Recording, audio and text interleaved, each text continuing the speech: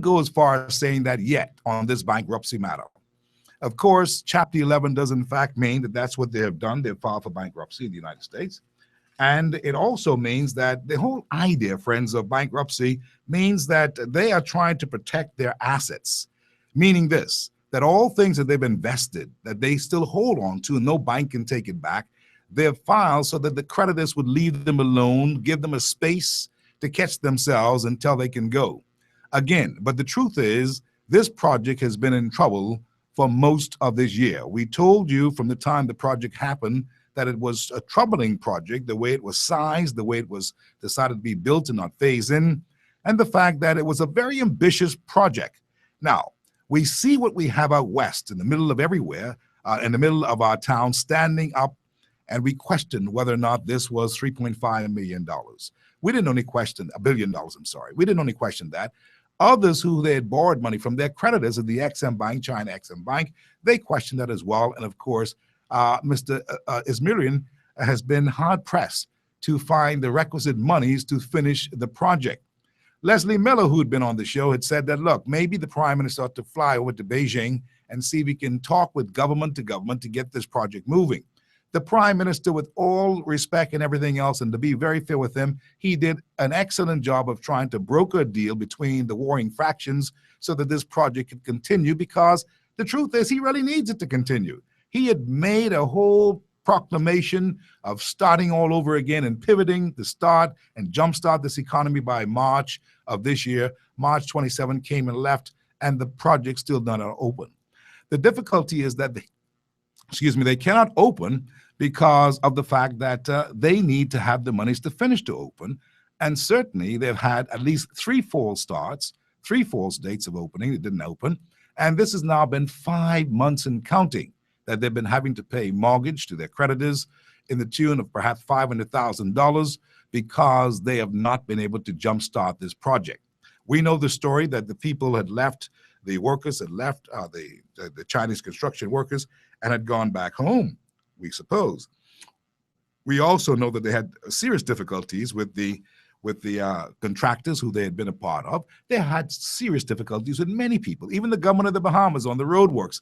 And so they are in a state of rut right now, I would say, because today the letter that went out to staff was quite interesting. And we'll talk about this as we go today.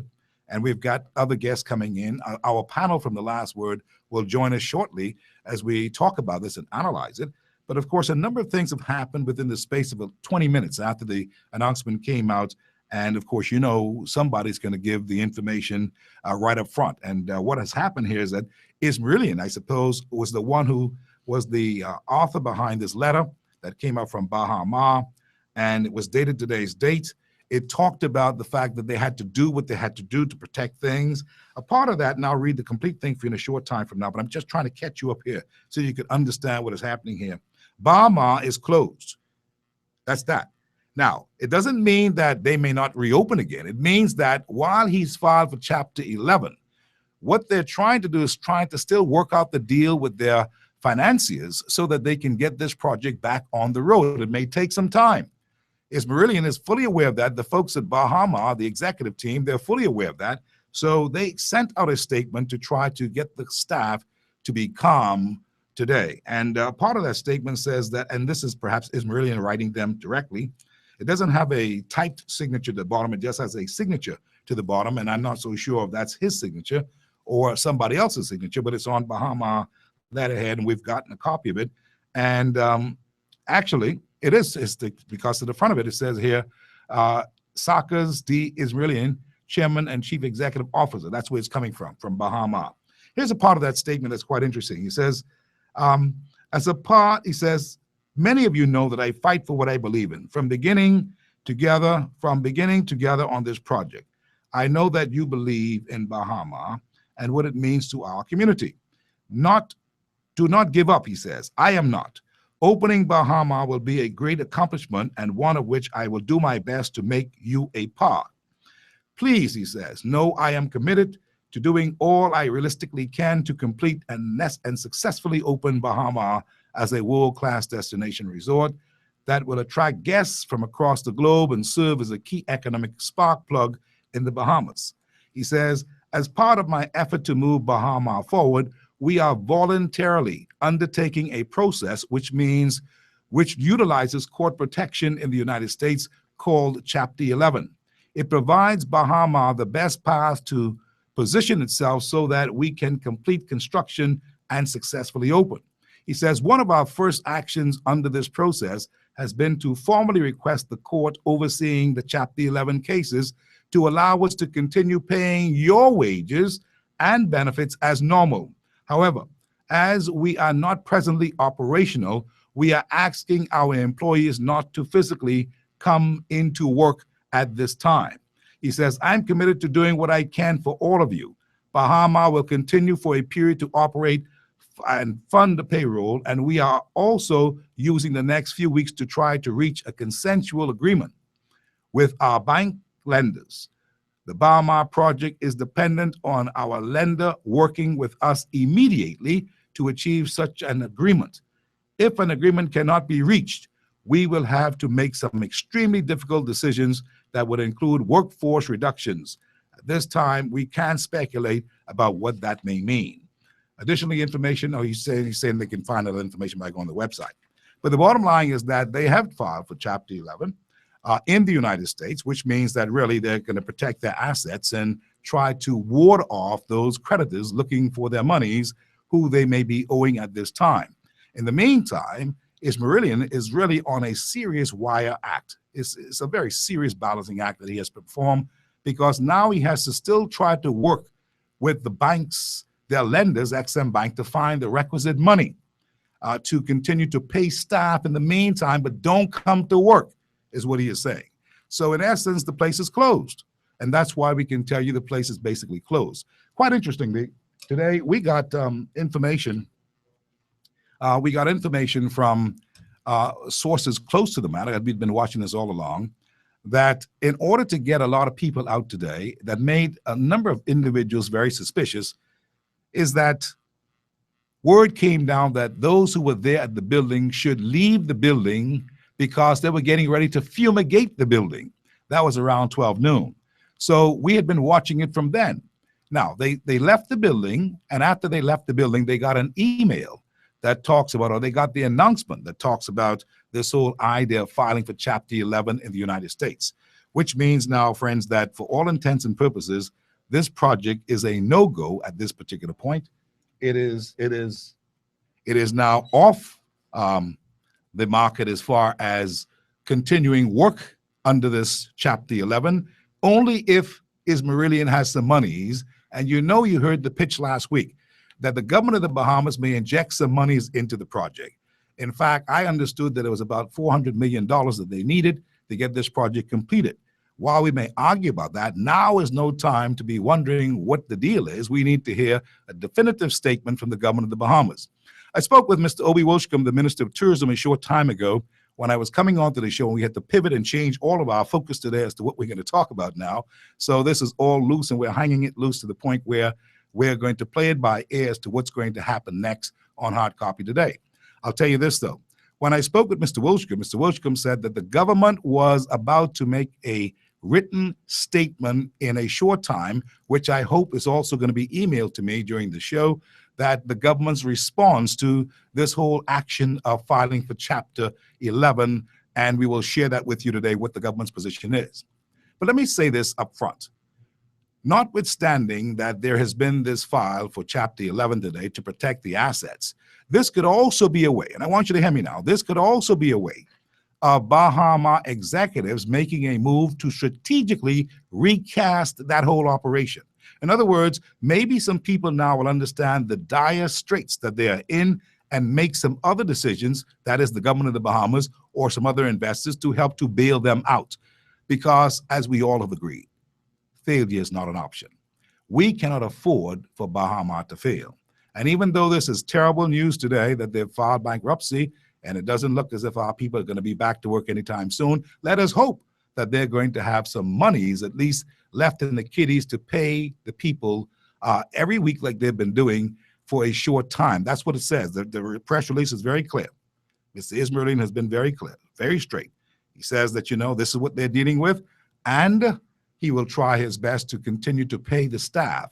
This is a big payroll.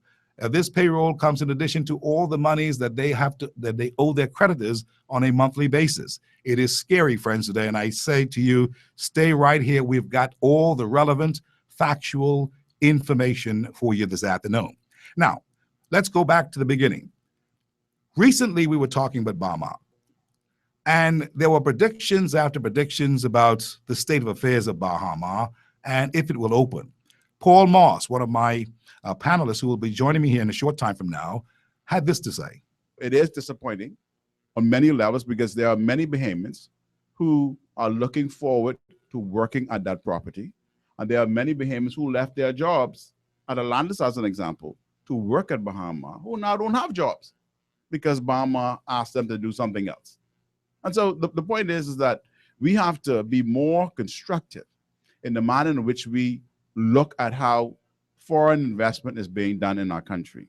You cannot have a hands-off approach. My God, in this particular instance, you definitely did not need a hands-off approach because you are vested. You're vested. Mm-hmm. You have given real property away in this transaction. You have sold your 3 big hotels for $25 million. Mm-hmm. And they're still standing. And they're still standing. They were supposed to be imploded. I wonder if it's misrepresentation. Paul Moss talked with us about this Bahama project. That is the story today, as I'm joined by V. Alfred Gray, the Minister of Agriculture and Fisheries. I had a whole program for Mr. Gray today because he has to travel, and I wanted to get him in. And I'm going to have to ask him to come back because this is the breaking news that people want to understand and understand exactly what is happening. But Mr. Gray, welcome. Good afternoon. So how are you? Well, thank you very much, Brent McKinney. It's good to be on your show. I listened to you as I drove here. Unfortunately, I was caught up in a meeting that I could not avoid, and so I'm a little tardy in getting here, almost 10 minutes late. That's okay. That's thank fine. Thank you for having me anyway. That's okay. And one of the things that I wanted you to be here for, Mr. Gray, was to ask you a series of questions about what's been happening in your neck of the woods. But of course, today, the big challenge is this whole news that comes out of Bahama that I want to switch my gear for a minute because I have you here as a substantial minister and find out your input, your thoughts about what is happening. What does your lawyer, what does this whole thing mean as far as this Chapter 11 that's been filed now and the fact that workers in the Bahamas who work at that particular project may now be in jeopardy if this is not resolved to the point where Mr. Ismailian can find the requisite monies to continue this project while he wards off and hands off keeps off at a distance those creditors. What does this really mean? And how would you respond as a minister of the government along the lines as to what's happening now, the impact of this news, Mr. Gray? Well, I would say this. It is unfortunate that it had to come to this point where Bahama had to file for bankruptcy. That's the first thing. That's very unfortunate because everyone, including the government, was looking forward to a resolution which would not have required this step to be taken. When I spoke to the Prime Minister about this a week or so ago, he was optimistic. Yes, he was. That a solution would have been found that would give the developers breathing space and the monies that they had required to ensure the continuation of the construction and the completion of the hotel, and in fact, the opening of the hotel. The fact that they have already filed for bankruptcy, it's not in itself of itself a bad thing, because all business people seek to protect their interests from creditors. And if the court say that technically creditors must back away to give you a chance to reorganize your finances and to get your business in order, that may be what this is about. I don't know as a fact that's what, but any bankruptcy move creates a window for developers or anybody who has filed for such bankruptcy to regroup, deploy its resources so that when they come back, they are better off than they were at the point in time they filed for bankruptcy. And so I'm hoping that the filing will give Mr. Ismailian a chance to financially reorganize himself or his company. The Bank of China the China Construction Company, all those players, a chance to look at what has happened, because they have got too much in this, especially the China Bank or the Bank of China, Mhm. the China Construction Company. They have too much at stake to just walk away. Mhm. $2.2 billion. I think a way has to be found to complete this hotel so that it can begin operating and be able to pay its debt to Now- the China company. Somehow I sense that you've got a feeling, or that you have an air about you today, that this is going to still be okay, that it will work out, and that that all things will come together somehow at the end of the day. But Mr. Gray, I must ask you, you say that this is something that is very important, and they cannot afford for it to fail, the Axim Bank, the Chinese construction company, but we can't afford for it to fail either here in our neck of the woods. And this is one of the reasons why the Prime Minister had been working assiduously, I know, trying to broker deal as a conciliator on this whole matter. And so I give him that credit, and I think that he did a good job in trying to make it happen. Something went afoul, it didn't happen. Ms. Marillion is now moving almost. Indeed, this press release that I got came directly from him to the staff, and not even through the normal chain of command. So something is happening here. There's a person moving solo on this particular matter, and I'm wondering whether or not the government of the Bahamas is in queue with what is going on with the Well, I Baha myself project. heard it for the first time on my way here. Mm. And so, to be honest, I don't know what the government's immediate response would be. We meet tomorrow in cabinet, and I'm sure this will be certainly something that the government will have to work through as to what response, if any, it can give to what's going on. The government is never going to take its hands off and say it doesn't matter, because it does matter. And so I believe, if I could say anything at all, I'm sure the Prime Minister is very concerned, and the government is concerned about the new development. But there comes a time when they need about $400 million. Sorry, million Million, that's dollars what Mr. Miller to told me. bring this matter to some conclusion. Mhm. The government of the Bahamas, I do not believe, in and of itself, is able to bail out the Not at that development cost. company. Not at that cost. But they may be able to contribute something. And so, well, I don't know, and maybe Would they tomorrow be will interested be- in buying equity into the building, or I believe getting I some- believe it will be something that the government may consider, but I'm not in position to say that. Understood. Because, Mhm. like I said, I just heard it on my way here. Because Mhm. all along I thought the deal was being worked out, and so it was a surprise to me. It may be a surprise to many of my colleagues that it has gone this route rather than the route we were expecting. But I guarantee you, the government will spare no effort to ensure that the Bahamian interests, the workers, whoever they are. I don't know what deal they signed with Bahama, but it's unfortunate that Bahama first statement requires them to go home. Yeah, that is what. And that's This is what I'm unfortunate. saying here. Now, if the government of the Bahamas, who I know has really been depending upon this project, all of us have really, and we were Yes. hoping that it would come off. Now, it still may come off, but right now it's a very, very dark cloud over the place. Ismailian's statement succinctly talks about what you just mentioned. I read it today, that says that the workers are not required to come to work. Now, I want to ask you this question, Mr. Gray, because I'm sure that the government of the Bahamas is very cognizant of the fact that we cannot afford to allow more people to be joining the workforce, the unemployment category of the workforce. We can't afford for anybody else to be unemployed. So I'm wondering, though, would you be one who would favorably consider the government, if they get involved in this, is to get involved with it at a level where they can pay, or they can bail out the Bahamian workers, or make sure that they are paid somehow from a fund? Because the truth is, a lot of people are blindsided by this. They left Atlantis, they left many hotels, they left many other well-paying jobs to be a part of this major project because they believed in Bahama.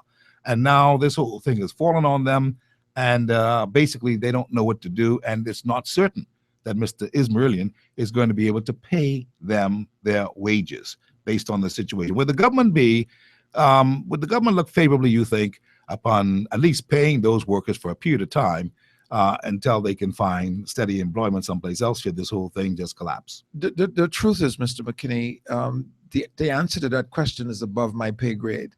I'm only a member of the cabinet. The cabinet has about 20, 21 members.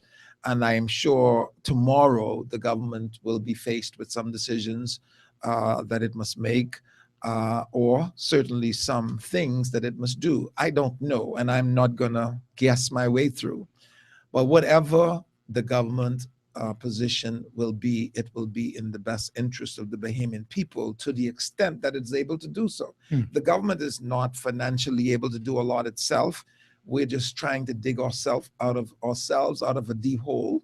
And that's why, to put the question whether the government is able to bail out even the employees, I don't know all of that. And I'm not going to guess that my way through that, because I know the government itself is having challenges.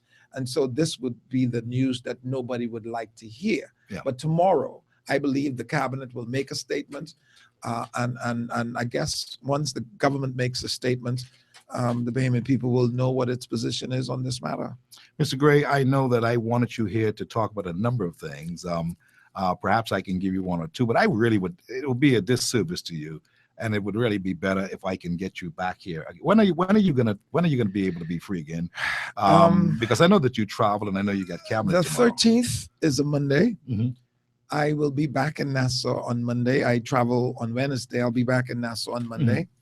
And so if Monday is open, I'm going to make it happy open to right now. respond I'm going to make it to open such because an invitation. because right now I don't want to muddle up what we're talking about Right. with that of the Bahama project, and I have to put my attention on that. But I would be remiss if I don't ask you at least one question about the biggest part of what I wanted to talk with you about, by the way, Mr. Gray, would have been this fisheries thing.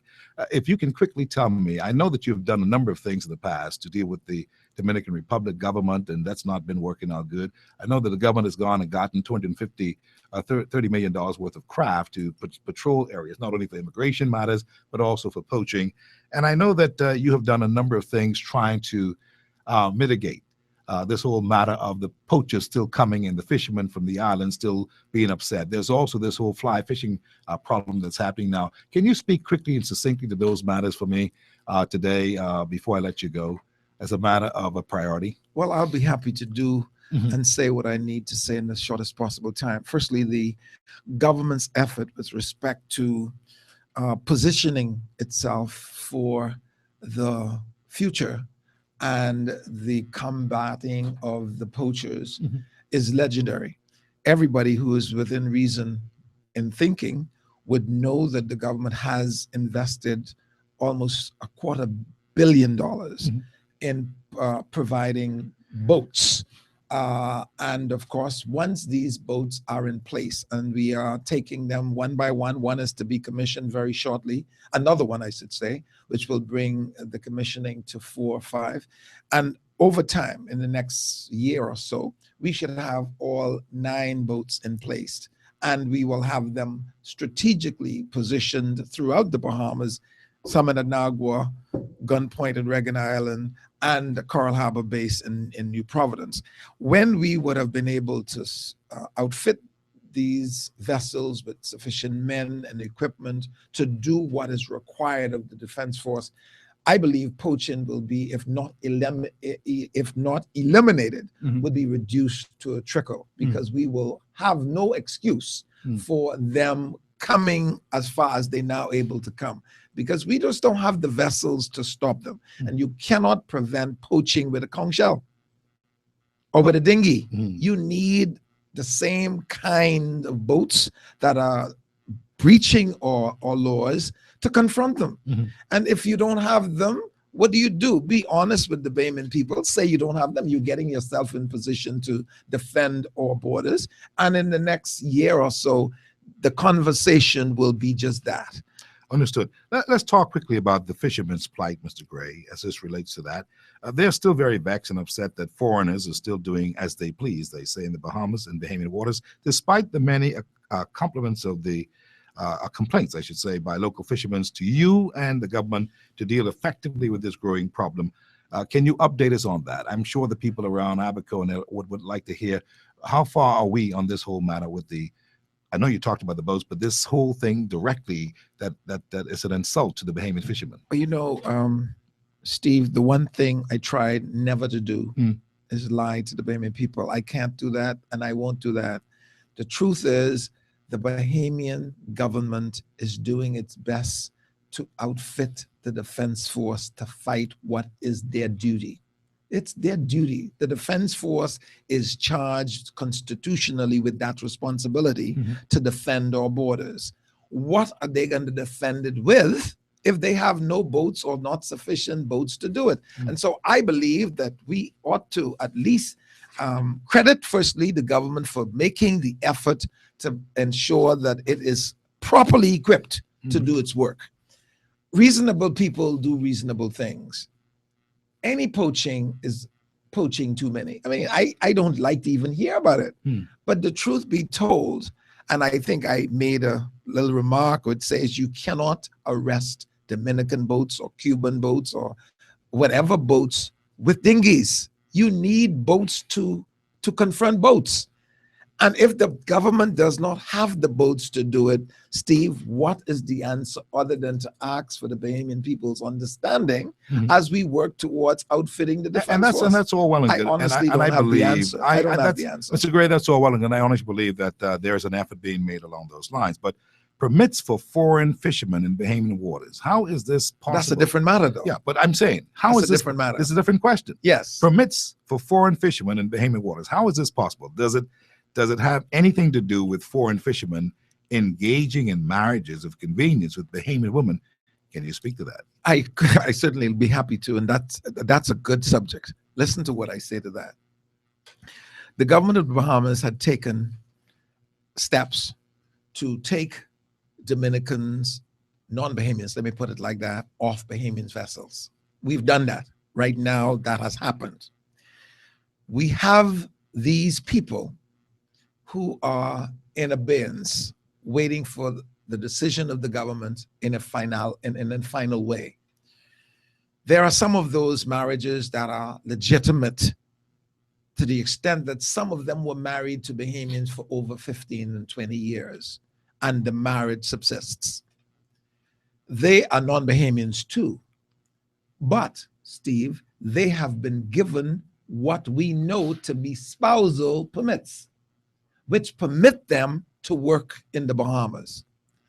The problem we have is the Fisheries Act say to all and sundry, only Bahamians are permitted. Absolutely. The Immigration Act say that if you have a spousal permit, you are allowed to work in the Bahamas in any area of work. Well, there's your problem. That's the problem. So you see now, it's a legal problem. Yeah. We have taken... You got to go to the Attorney General. You need to take it there quickly. I was going to say, we have taken this matter to the Attorney General to see what advice the Attorney General will give to the government on the difference between the interpretation of the Fisheries Act and the Immigration Act, because they're not saying the same thing at this moment. One is saying you can't, the other is saying you can. Now, we believe that in the next week or so, we will have the advice and the government will make a statement, a definitive statement as to the way forward as it relates to foreigners who are married and their marriage subsisting as to whether they are going to be permitted to work in accordance with the immigration issuing of their spousal permits. Now, I So it's understand. not a simple matter. I understand. It's very difficult But to work through. I think if I can just bend your ear, Minister, Mhm. based on my own investigations, I would have you to know publicly, and I'm putting on the record that while it is true that 1 or 2 or 3 or 4, certainly not in the hundreds, of these foreign fishermen have been able to marry and have been in a subsistence marriage, in a consistent marriage over the last 5-10 years, that kind of thing. There's been an influx, Mr. Gray, of a number of individuals who have just gotten married, dray loads of them, and I got numbers up to 75 in the first instance who have done this. Okay, and these are just marriages of about maybe a couple of months ago, None goes as far as 2 years. Well, let me And just this say new bunch, and I'm putting that there to you so that you don't go into the Attorney General. I like you putting not- that to me because not we being know of blinded. the same marriages you know about. Okay. In the last year, Mhm. we have had, unfortunately, to discover that some people land in the Bahamas on Monday, Mhm. got married on Tuesday, Mhm. and were issued work permits or spousal permit on Wednesday. Mhm. So in 3 days, Mhm. there was a complete circle of what they were able to do through, I will say, corrupt Of course. Bahamian officials, Mhm. whether it's in the defense force, not defense force, whether it's in immigration, whether it's the marriage officers, all these people conspire to Mhm. make this happen. Mhm. And so those marriages have been revoked. Has there been an announcement on this? Well, we don't need to put everything on the radio. No, you before. need to, because No, I'm just I'm telling going to bring you. it up. As a matter of fact, I can go far further and say that some of these people are going to be taken before the courts, because we don't need Bahamians assisting non-Bahamians to corrupt our fisheries and immigration laws. But Mr. Gray, And as the any minister, wise person will tell you that can't happen. yeah, but what do you say succinctly, specifically to Bahamian women who've been doing that? See, you all want to go and bring about this gender equality and talk about all this thing with marriage and all that. I know you won't go there, and we don't have the time today. No problem. So I'm going to approach that on the 13th, all right? Yes. But here's a situation. You've got a group of people who say, we want equality. Well, every woman equal to every woman is equal. So if a woman decides that, well, she's going to use her discretion to just do some things and marry a fella to make some things happen, and we have to consider every woman being equal under this new law that you want to bring about equality, you've got to rethink that, because not every woman is at the same level, and I'm saying it, Mhm. and not every woman thinks alike. And as a result of that, we could have a serious bit of problem like we've had and that we are still experiencing in the fisheries business. Mr. Gray, I'm going to leave that Steve, you cannot legislate honesty. That's the first thing I'd Mm. say. The second thing is, whoever those people are who were involved in that ring includes several group and different classes of people. there. Mhm. And the woman who does it for money, we know who they are. Yeah. And they will be brought before the courts when this thing is eventually taken there. I would say this: the fact that the government was able to break that ring, some of these foreigners don't know where their wives live. They don't know their names. Ask them to call their names. They can't do that. So obviously there was a ring, and the government was able to penetrate that ring. That's And one ring y'all soon got. but what I'm Only saying one ring is, y'all got, Mr. Gray. if you know of another, I just wish give I could us- tell you today, but just I give us really- in confidence Yeah, any but listen, information listen, that will there's break several another ring. rings. You want to get information, go to Poliski Dock and go to Monarchy Dock. Just go buy some fish. Okay. Okay, you'll understand. Mr. Gray, I'm going to have to break away. No, I I really want to appreciate put allowing you me on to for the come on 13th. for, That's already official Yes, now. sir. Yes, Whoever's sir. in for the 13th will be a bump to the Tuesday. You're so You're very in, kind. because I really want to engage and talk to you. And all the people are wanting to hear you on a number of issues. But today we're going to give you the pass. We've got to look at this Bahamas project and bring it to a successful And conclusion I in the minds of appreciate people that. today. Mm-hmm. Just to have me for a minute makes me feel good. And I Well, look you have a forward to walking coming back. invitation on this show. Thank you so You're much. one of few in your cabinet who can just walk and say, Steve, I got something to say. You're so very kind, Steve. I'm and serious. I- I'm serious. I told you love that. what I do. Mhm. I've never, ever done anything in my official capacity that I feel is not in the interest of the Bahamian people. Mhm. And I will continue to do my best. And that's the I main- am obligated to speak to them when I need to speak Absolutely. to them. And so we have to defer it, but that Yes. was the main crux of what I wanted to today on the whole thing about this alleged interference in judiciary and all this kind of stuff. Oh, and I'd love to Dynasty speak about that. and all that kind of stuff. But It's gonna whenever take the some time time. comes, It'll take some time. I will have my story.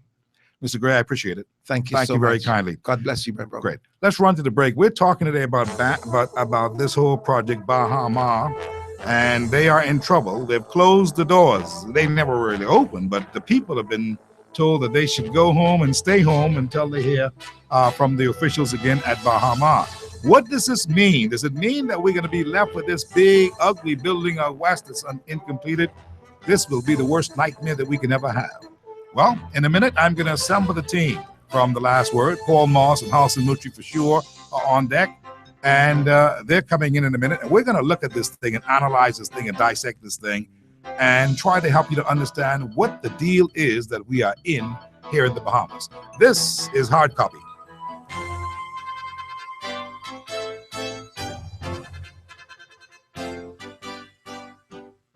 When I fly with Sky. Sky Bahamas. When I fly with Sky. Sky Bahamas.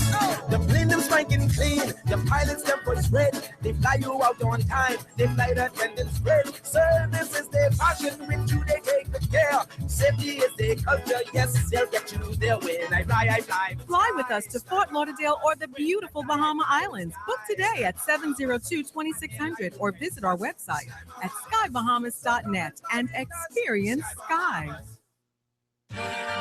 Introducing Commonwealth Bail Bonds Limited. When in trouble, call us on the double. Commonwealth Bail Bonds Limited. We provide bail bonds of $10,000 and higher. Has your loved one been arrested or need bail? No worries, don't stress. Contact the best. Commonwealth Bail Bonds Limited, First Street, The Grove, above Bronze Break Center. Telephone 325-8363 or email bailbonds@242@gmail.com. Are you frustrated with the educational system? Tired of large classes and social promotion? Tired of paying exorbitant fees for dismal results? Then Grace Academy is the solution for you. Individual learning plans to guarantee student academic success. Low student-teacher ratio. Reasonable and affordable tuition. All in a safe and comfortable Christian learning environment. Grace Academy, home of the Bob Jones curriculum, grades K3 through 6. Ask about our homeschooling center for secondary students. To register or for more information, contact 361-5100 or godslittle7@gmail.com. Number 1, Chester's Close, Vincent Road, off St. Vincent Road. Next is Now with the new Samsung Galaxy 6, now available at BTC. Stunning form meets breathtaking innovation and sophisticated design. The first ever smartphone with self-charging capabilities, so you don't need to plug it in. Get ready to discover the next Galaxy, another first from BTC.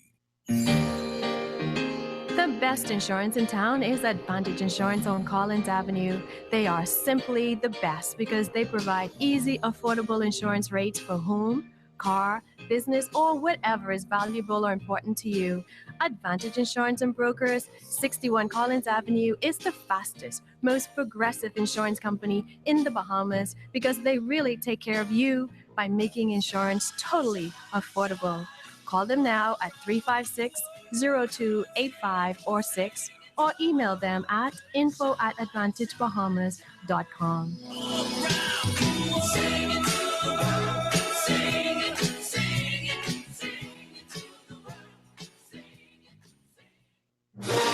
Welcome to Sunburst Super Summer Sale, where you buy 5 and get 1 free. That's right, when you buy 5 gallons of Sunburst Superior Quality Paint, you get 1 gallon of Fresh Look Wall Paint absolutely free. And Sunburst prices start at $16.95 per gallon for top quality wall paint and $38.95 per gallon for super glossy enamel wood paint. In addition, Sunburst will be raffling 3 32-inch flat screen TVs and 3 washing machines to lucky customers. So hurry on down to Sunburst Paints on Howard Road. Sunburst, where every gallon is guaranteed.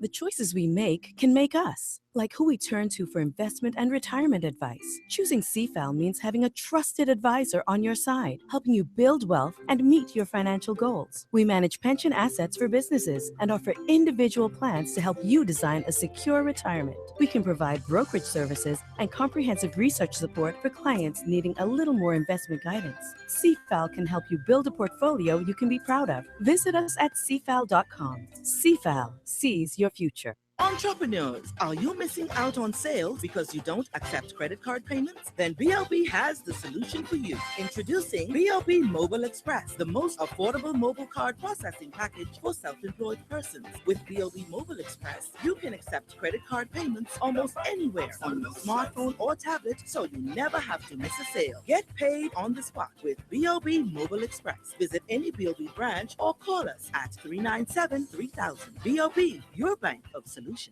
Oh, I love my island. Oh, my island made Oh, I love my island made. Oh, I love my island. Island Made, locally produced products here in the Bahamas and available for purchase.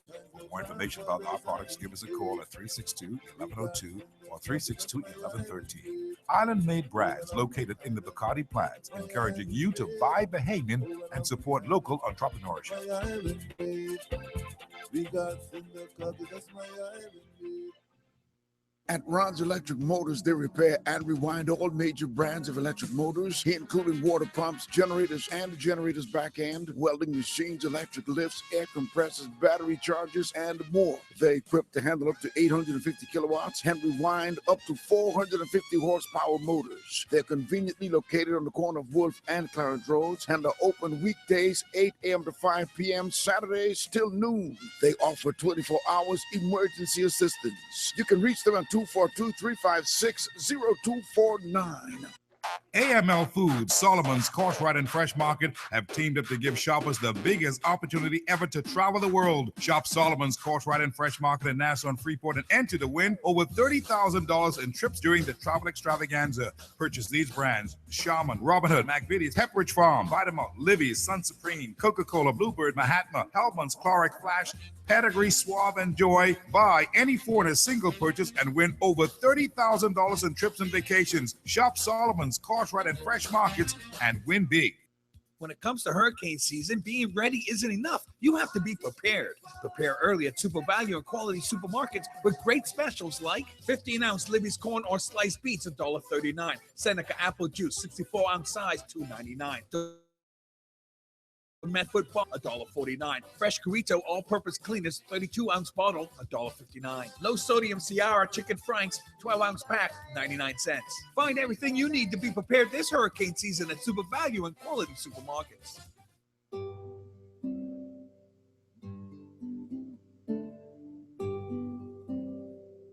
All of our parents were ambassadors of tourism at one time or the other. Your mom and dad and their mama and papa built this country squarely on providing a first-class tourism product. They smiled, they entertained, they shared their culture with the guests who came from far and wide, and they made tourism the #1 industry of our country. They did something more. They left us, the new generation of Bahamians, in charge of the goose that lays the golden egg, tourism. We can't fail them or our country. We must keep the tradition alive by doing the little things that mean a lot. A welcoming smile, a friendly wave, and a clean surrounding. After all, this is the beautiful Bahamas, an island nation of beautiful people who continue to make it happen. And that's why it's better in the Bahamas.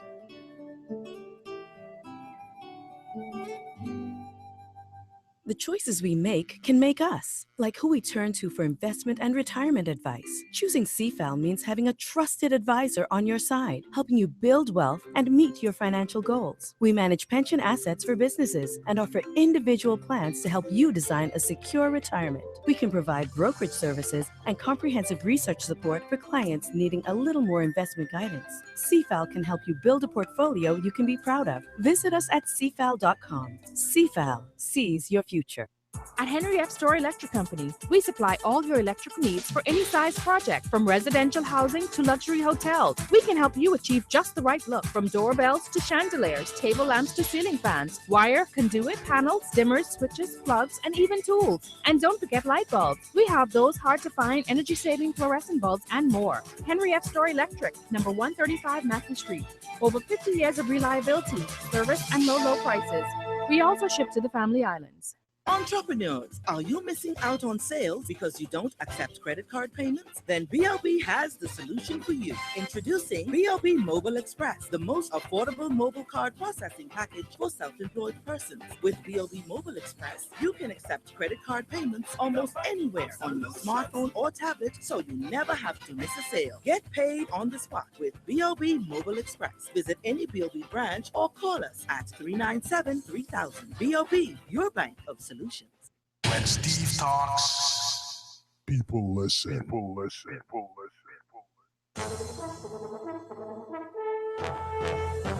Welcome back to Hard Copy on this Monday, the 29th day in the month of June. That is now going to be written down as a very, very significant date in the history of the Bahamas as it relates to Bahama And you've heard the news by now. We gave you the breaking news early at the top of the hour that as far as this project is concerned, Bahama is really closed. They filed for bankruptcy shortly after 3 o'clock this afternoon, Chapter 11. And of course, the letter going to the staff members from Mr. Ismailian himself. He says in that letter that part of his effort was to move Bahama forward, but he says we are voluntarily undertaking a process which utilizes court protection in the United States called Chapter 11. He says it provides Bahama the best path to position itself so that we can complete construction and successfully open. One of our first actions, says Mr. Ismailian, under this process has been to formally request the court overseeing the Chapter 11 cases to allow us to continue paying our wages and benefits as normal. However, we are not presently operational. We are asking, he says, however, as we are not presently operational, we are asking our employees not to physically come into work at this time. And he says that he's committed to paying them as much as he can, but this is the situation. I'm joined this evening on the hard copy by the team from The Last Word. Of course, Paul Moss, noted attorney and financial analyst, Halson Mutri, noted attorney, public commentator, and of course, many other titles that he holds. Frank Carter is also with me here this afternoon on hard copy, because when we got this news, it brought back a lot of the memories that we had been talking about for the last couple of years with this project with Bahama. It seemed to have been in jeopardy for a long time. Nobody really wanted to admit that in the government of the Bahamas, and Christie had really been trying to pull it together and make it come off. But right now, it's in a very, very dark position, clouds over it. And while it may end up being okay eventually, who is to say that this is with any certainty? And certainly the members who work at Bahama, the employees, they have to be feeling very, very distressed at this particular moment, because many of them did in fact leave other jurisdictions and other operational facilities to take their chance at Bahama. And from that time to now, it's not been a pretty picture. Gentlemen, good afternoon. Welcome to Hard Copy. How you doing? Good afternoon, Stephen. Thanks for Good having me. afternoon, Steve. Hi. Oh, okay. Wonderful. It's Paul Moss. What do we make of this? What do we make of this, gentlemen? I have to ask you at the top. What's your heart and soul moment right now on this whole matter that we've been talking about for years on Hard Copy? What do you make of it? Notwithstanding, we saw a good many problems and thought many things were not going right. This has certainly taken me aback, totally surprised. And it also surprised me of the amount of Bahama companies that are U.S. registered. And that is why they seek protection in that jurisdiction instead of here in the Bahamas.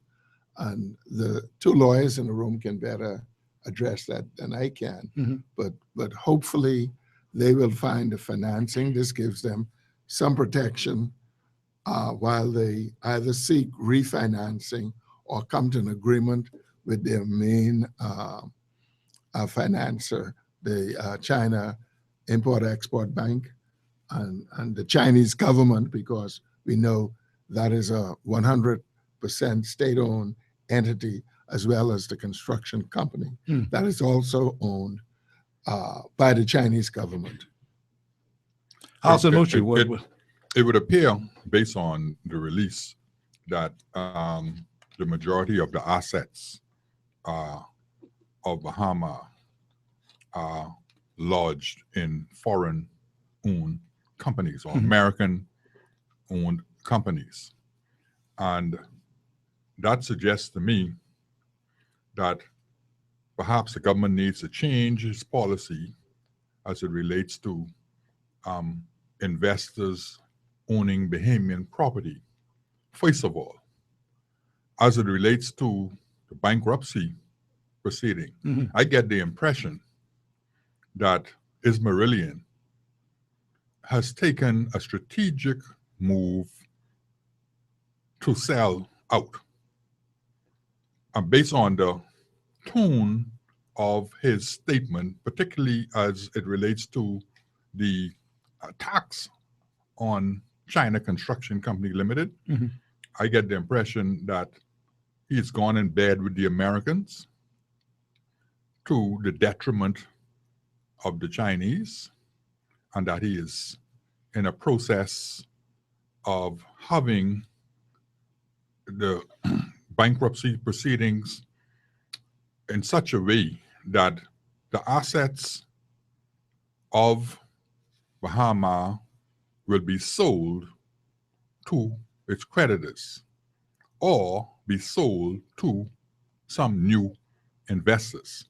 So this is a strategic move by Ismailian to, first of all, put himself in a better position to recover some of his investment, and then secondly, to try and get the project moving by putting a stay on all creditors' action against Bahama. Understood. Now, the U.S. court, what is interesting is he's gone to the U.S. court to get court orders, and then he's to come to the Bahamas court, the Supreme Court, to take out an application for the courts in the Bahamas to recognize the injunctions and the sanctions or orders of the American court, which suggests to me that the Bahamas is being treated like a second-class citizen in this investment, because the jurisdiction of the Bahamas is not the superior jurisdiction in this matter. So at the end of the day, it seems to me that the Bahama that we will get out of this bankruptcy proceeding will not be the same Bahama that we know today. That's heavy. I'm hoping and praying that at least we get a Bahama operational after this bankruptcy proceeding. Let me ask you this question, Hassan Mutri. You deal with these things. Paul Moss deals with these things all the time. And there are other noted attorneys, including my good friend Maurice Clinton, who's in Freeport, who I wasn't able to get a chance to talk with today. But let me ask you this question. Under our law, isn't there something that says under our law that if there's a proceeding for bankruptcy, Chapter 11 in the United States, and it involves a company that's here, and they've gone there to file for it, if they have creditors, if that same company got creditors too, people who they owe in the Bahamas' jurisdiction, and that one would take precedence, I suppose, or that would be the one that they would go to in the United States, and that would be, I suppose, a higher jurisdiction for this kind of thing than we are. My question really is, and I'm a layman's here, my question really is that the people who Bahama owe here, is there recourse for them? Can they file in the United States with that particular bankruptcy? Can they do that? And if they do that, would they be paid, or they would not be considered to be a part of what is being filed over there in the United States? If you get my well, there are several things here. One, well, we're making an assumption, and we may be correct on this assumption, that the companies are American companies, all of them, because there's a litany of companies that we've seen that they are American companies, and we also assume that those companies hold the title to the real estate in the Bahamas. Wow. We also know that they have filed this Chapter 11 just after 3 o'clock today. Right. Which means that if they intend, as Harrison said, to have our courts support the injunctions, the stays that they may have in America, it seems to me that they would have had to file those things today. Now, I don't know if they did so.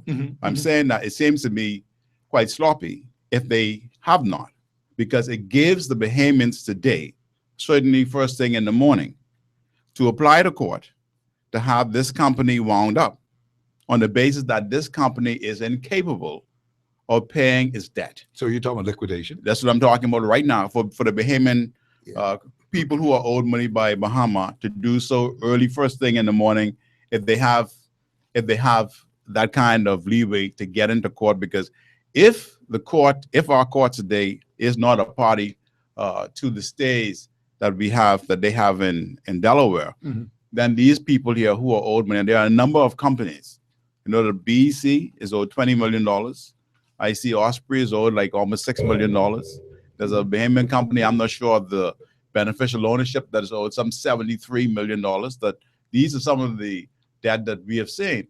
And so if those persons could get into court tomorrow morning before this, they are able to get to our Supreme Court to support these stays, they will have an opportunity to get the court to proceed to have these U.S. courts. No, to get our Bahamian courts to wind up Mhm. these assets right now. Right And I now. tell you, Mhm. it is very important, because if they aren't able to do that, then 9 times out of 10, these courts will be subject to what those proceedings are going on in Delaware. But I just want to backtrack a bit. Mhm. This whole project has been really wrought with all kinds of issues and problems from its very genesis, Mhm. from the beginning. And we were told that the former prime minister told Bama that it is better to do this in stages. Why? We have had experience with large projects that was, the Atlantis Resort, the Sun International at the time, whatever it was called, was able to have been done in stages, and then they were able to complete that project. This was trying to do the whole thing at one time, which is the largest resort in the Caribbean. It never happened. It never happened. And so we want to know, well, the question is now, how much or how smart could we say the developers really are or were? Mhm. Okay? Because it raises a lot of questions. I look at that property, Yeah. even if one were to drive by that property now and look at it, one could see that there is no way it could be ready to be open even in 6 months, even today. Mhm. Yet they said that they were going to open at the end of 2014. And we knew it couldn't happen. Mhm. Even now it can't happen. And then it begs the question. The prime minister, about 2 weeks ago, or was it a week ago, at the budget, Mhm. when they, at the end of the weeks ago. budget, said that they had some good news on Bama. We never got that good news. Never got the good news. And then you just had a cabinet minister inside here who could not tell you about it. He says above his pay grade. Mhm. And it seems to me that they are in the dark about what happened to Bama. Now, listen, this is very serious. It has serious implications for this country, because it means then that all of the creditors now may be in a position where they have to lay people off of their own jobs. Wow. Because they're It has a owed money. domino effect. It could have. It has a domino effect. This is so serious and far-reaching, I don't even know how to begin. I call on Dr. Allen and others and pastors who can counsel the people, because we know in our country we have a high rate of suicide based on this recession period that we've had. We need to treat this with the urgency that you have by talking about it.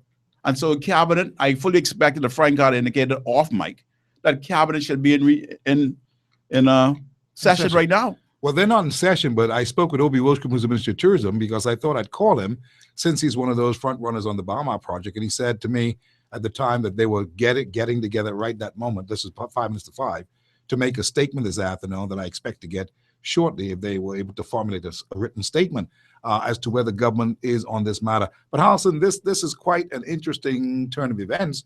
Though we saw indicators, as Frank said, yet somehow we are unprepared to accept what has happened today. Just like I said, Steve, I believe that this all came about because Ismailian saw that he didn't see any light at the end of the tunnel based on the path that he was on now. And while they were projecting on the internet and a possible opening date of September 9th, he perhaps felt that in order to secure himself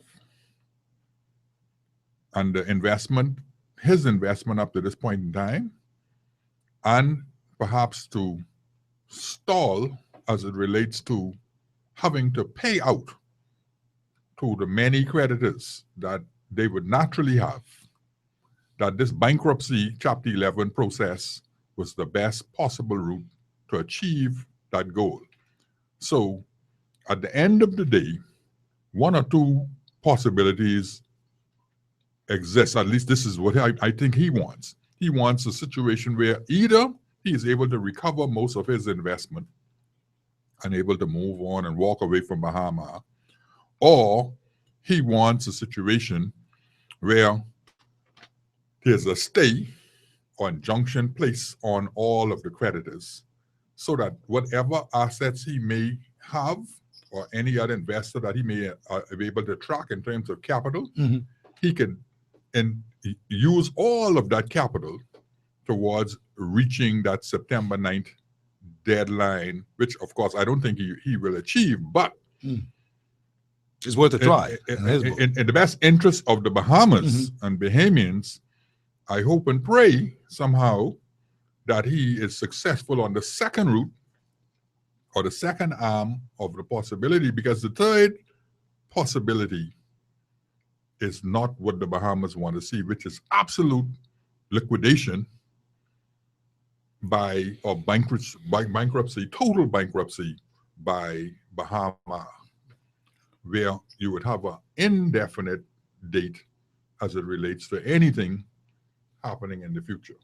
Well, hard copy. In terms of the small businesses that are owed money, there may, and I emphasize the word may be some hope based on the first day filings or first day motions that they are seeking the approval of the court, among other things, to fund continued payment of salaries and benefits and payment to ordinary cost suppliers and vendors of any post-petition claims.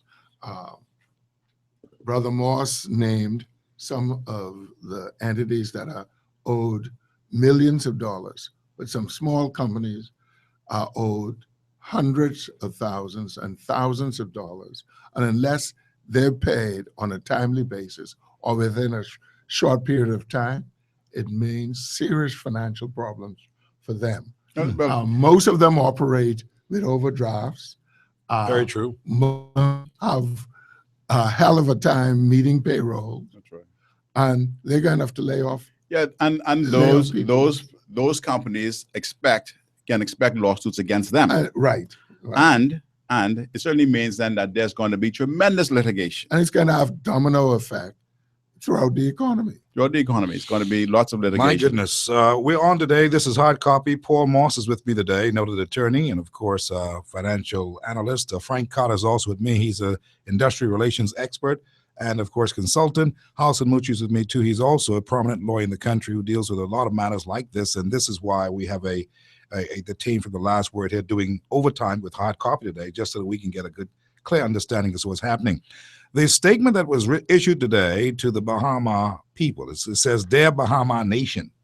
That's what it says from Ms. Merlin. It says, "As you are aware, the final phase of construction of Bahama has not yet been completed, forcing us to continue to delay Bahama's opening. The financial consequences of the repeated delays by the general contractor and the resulting loss of revenue has left us with the need to choose a different path to provide us the time to put in place the capital structure and working relationships to complete and successfully open Bahama." This almost is cast in a way where, this is a long shot. So let me give it to you nice and slow. This is a long shot that we're doing. We've got to do this to protect our assets. We are going to look after your needs if we can, but understand first things first, in the mindset of Mr. Ismailian, that protection of the assets from those creditors and everything else is of paramount concern here. And so this is where we are. And I think he's really primarily concerned about the bank. He's not concerned about people who own small amounts. He's concerned about the bank. Right. And if you read that statement is so aggressive against the bank and the general contractor. You wonder if he wants to sever his relationship. Yeah, he doesn't seem to want to continue that relationship. And whilst this chapter 11 is just really for the protection, so that they can work things out, it doesn't seem to me that he's a willing party. They're going to work things out based on I guess belligerent is too strong a word, of the manner in which I see the release, okay? So if that doesn't happen, it means that he's going full blown. And the Bahamas had better beware, because I think in law, It's called the lex situs. I think that's the Latin for it. This is where the thing is. The property is here in the Bahamas, and it's on the Bahamian judge. And our problem is this: is that we do not have a fully Bahamianized bench. This is why it's so important to have your arms of government nationals Bahamianized, because a Bahamian judge may take a different view of some lawyer representing in Delaware coming saying, this is what the courts in the United States did, we want you to do it, and we want you to follow suit, and we now have the property here. That's a different ball game. There are many instances in financial services law, trust law most in particularly, where the American courts would not honor or respect the fact that you say that these trust assets are owned by a trustee in the Bahamas. They would say, well, that's your law in the Bahamas. We say, bring the money here. And this is why I agree with Paul that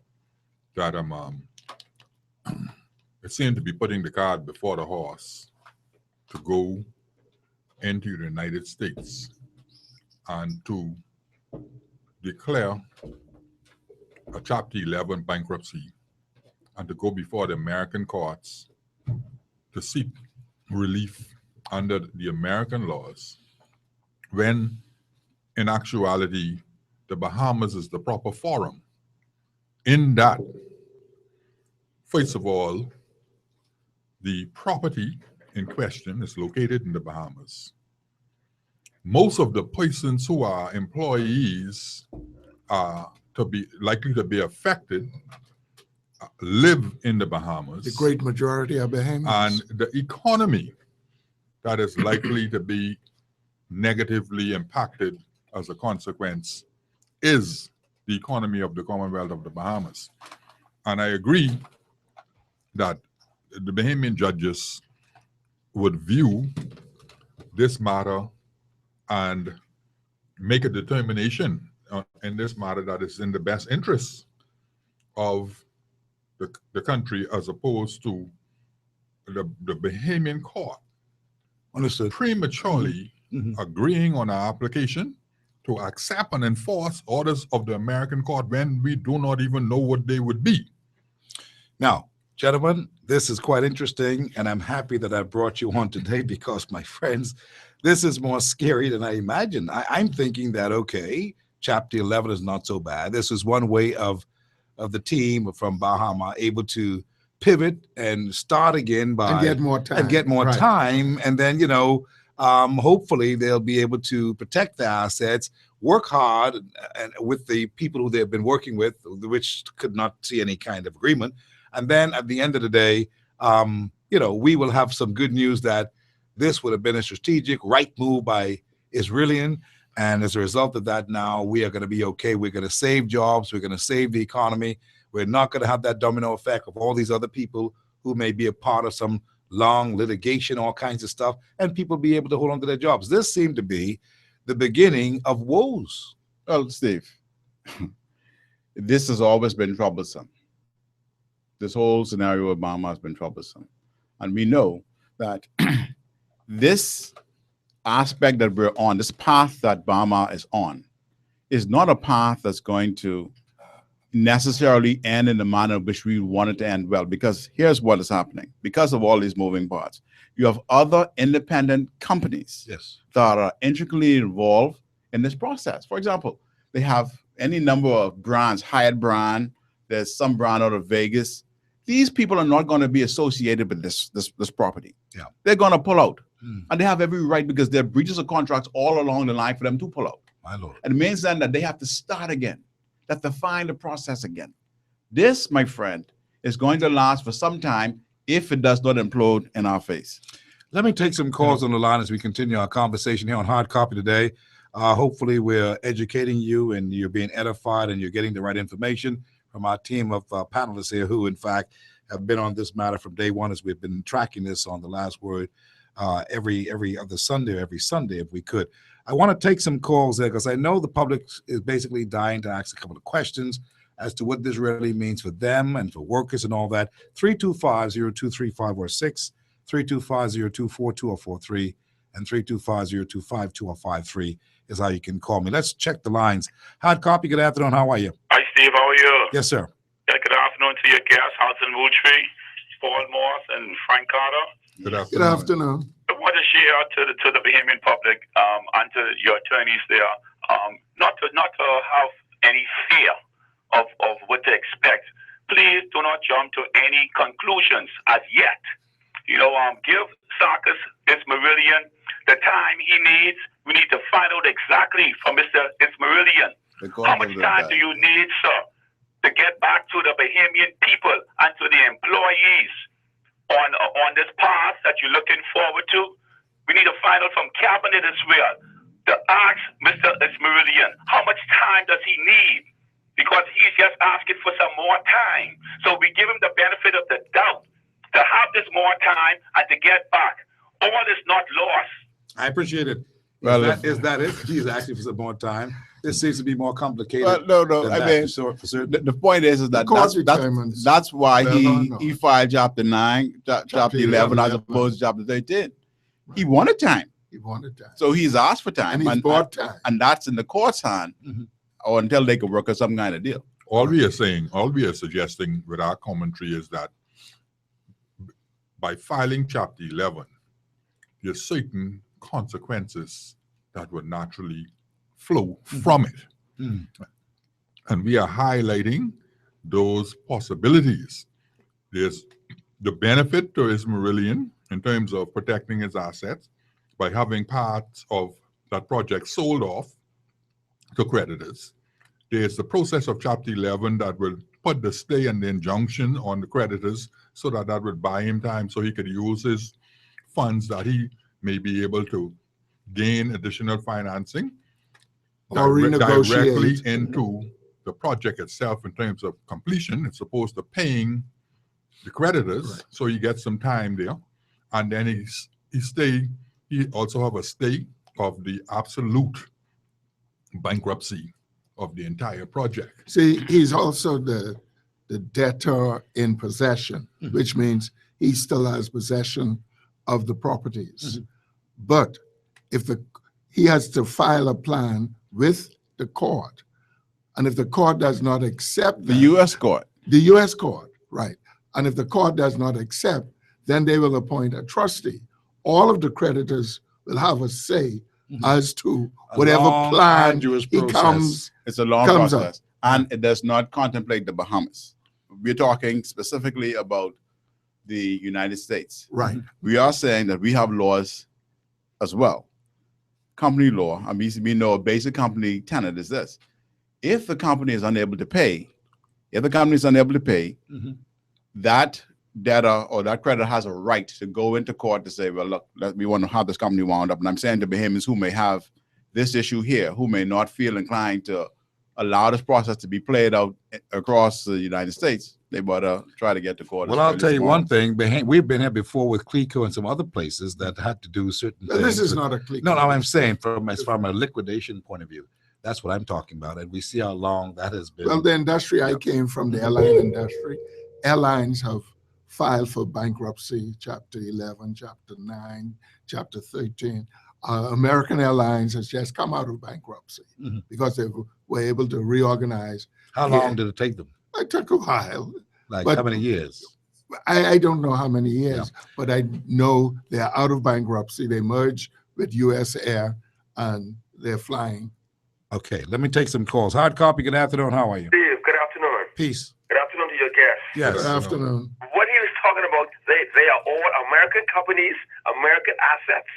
We're dealing with Bahamian crown land get mixed up in that. 1,000 acres sitting on Bahamian soil No Bahamian ground with land. Chinese money. The land may have originally been Bahamian ground. may have been originally ours, but I'm sure it has new ownership. I know, but why did they allow it? We didn't get 5% in Bahama even. Okay, that's in the past. Let's talk about what's happening now and where do we go from here? It's going to be... Most of us agree with you. It's gonna be loyal Most of paradise. us agree with you in terms of how our crown land is used and how it is disposed of. But that is a yesterday story. Let's talk about where do we go now? Where This a teaching moment for all of us. Where we give away our a crown learning land, moment. A learning moment. Are you teaching us something? Now, how much the payment? How is it monthly payment to the Chinese? Or he just stop paying them?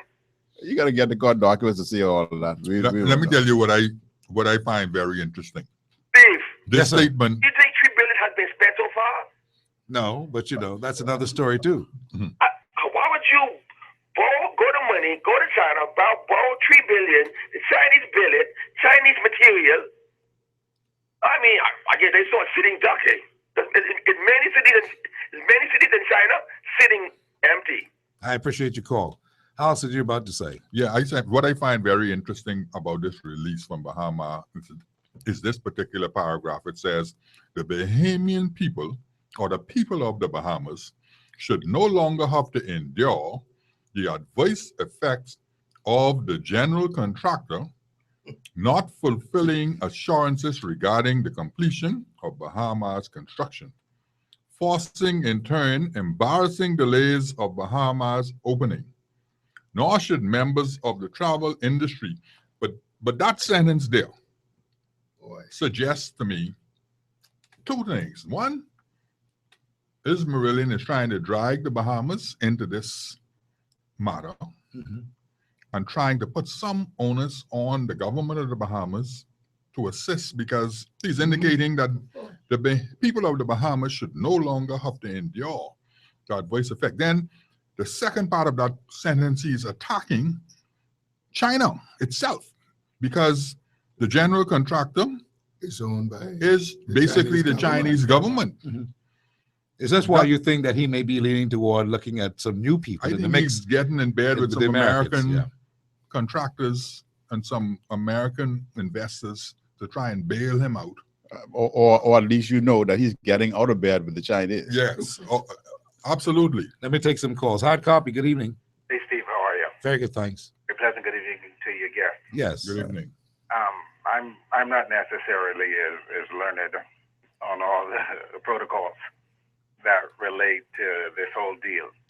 My question is, and Steve, I don't know if you gentlemen saw the story.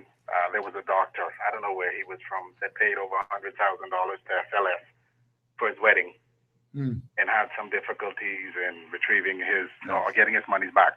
Yes. The gentleman said unequivocally that the only way he would return to the Bahamas now is to see, I forget the exact words, man, but basically to see Bahama flop.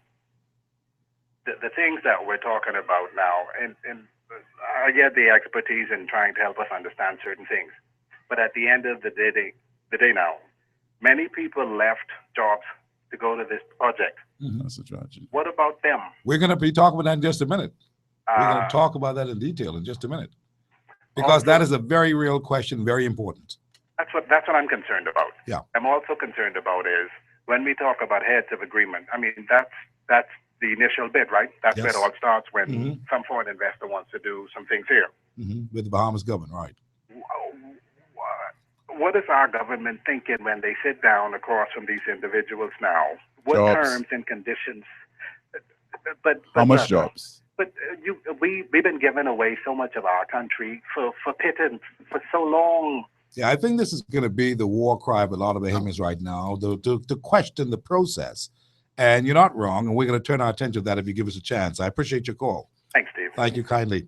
The trade union movement have been asking for many years, especially the National Congress of Trade Unions under the late Pat Bain, that all heads of agreement should be tabled in the House of Assembly once they are correct. signed. They should be public documents. Yeah, but I mean, the problem is not the tabling of it. It is the content. Yes, well, of course. It is the content. And we've said in this station that this ought to be out of the hands of the government. We are a country of laws. Other countries, you don't go and meet with the prime minister and his cabinet. You just simply follow the law and you're in business. That is where we need to get. And so that we all know, so that we can know. And I'm hopeful that this national development plan that the Prime Minister is talking about encompasses these things. But I know it won't, because he's not spoken. They have not spoken to the people who would have interest and knowledge on how these things work, okay? But this should be part of it, so that we know that we have decided that whether we would sell land or lease land, or we'll have all the land in a portfolio, so you could have a part of it so the Bahamian public could benefit by way of equity or some kind of share, some kind of way. These are the things that we need to know. Hard copy, how are you? Hello, hard copy, how are you? All right, let's take another call. Hard copy, you there? How you doing, Steve? Very good, thanks. It's amazing. The deal started with America, and it looked like it's going to end with America. I always told the Bahamian people, at least through their government, to never forget the hand that feeds you. How could you run so far when America is so close to go look for arms if you claim we are so broke? And 1 minute we so broke, 1 minute we so rich. But anyhow, it's a bunch of it's like Kong salad. So all I'm saying, as it was in the beginning, so shall it be in the end. America and Bahamas for life. All right, okay, all right. Whatever that's all about. Alpha and Omega. Hard copy, how are you? Okay. Yes, ma'am. Good afternoon, sir. Thank you.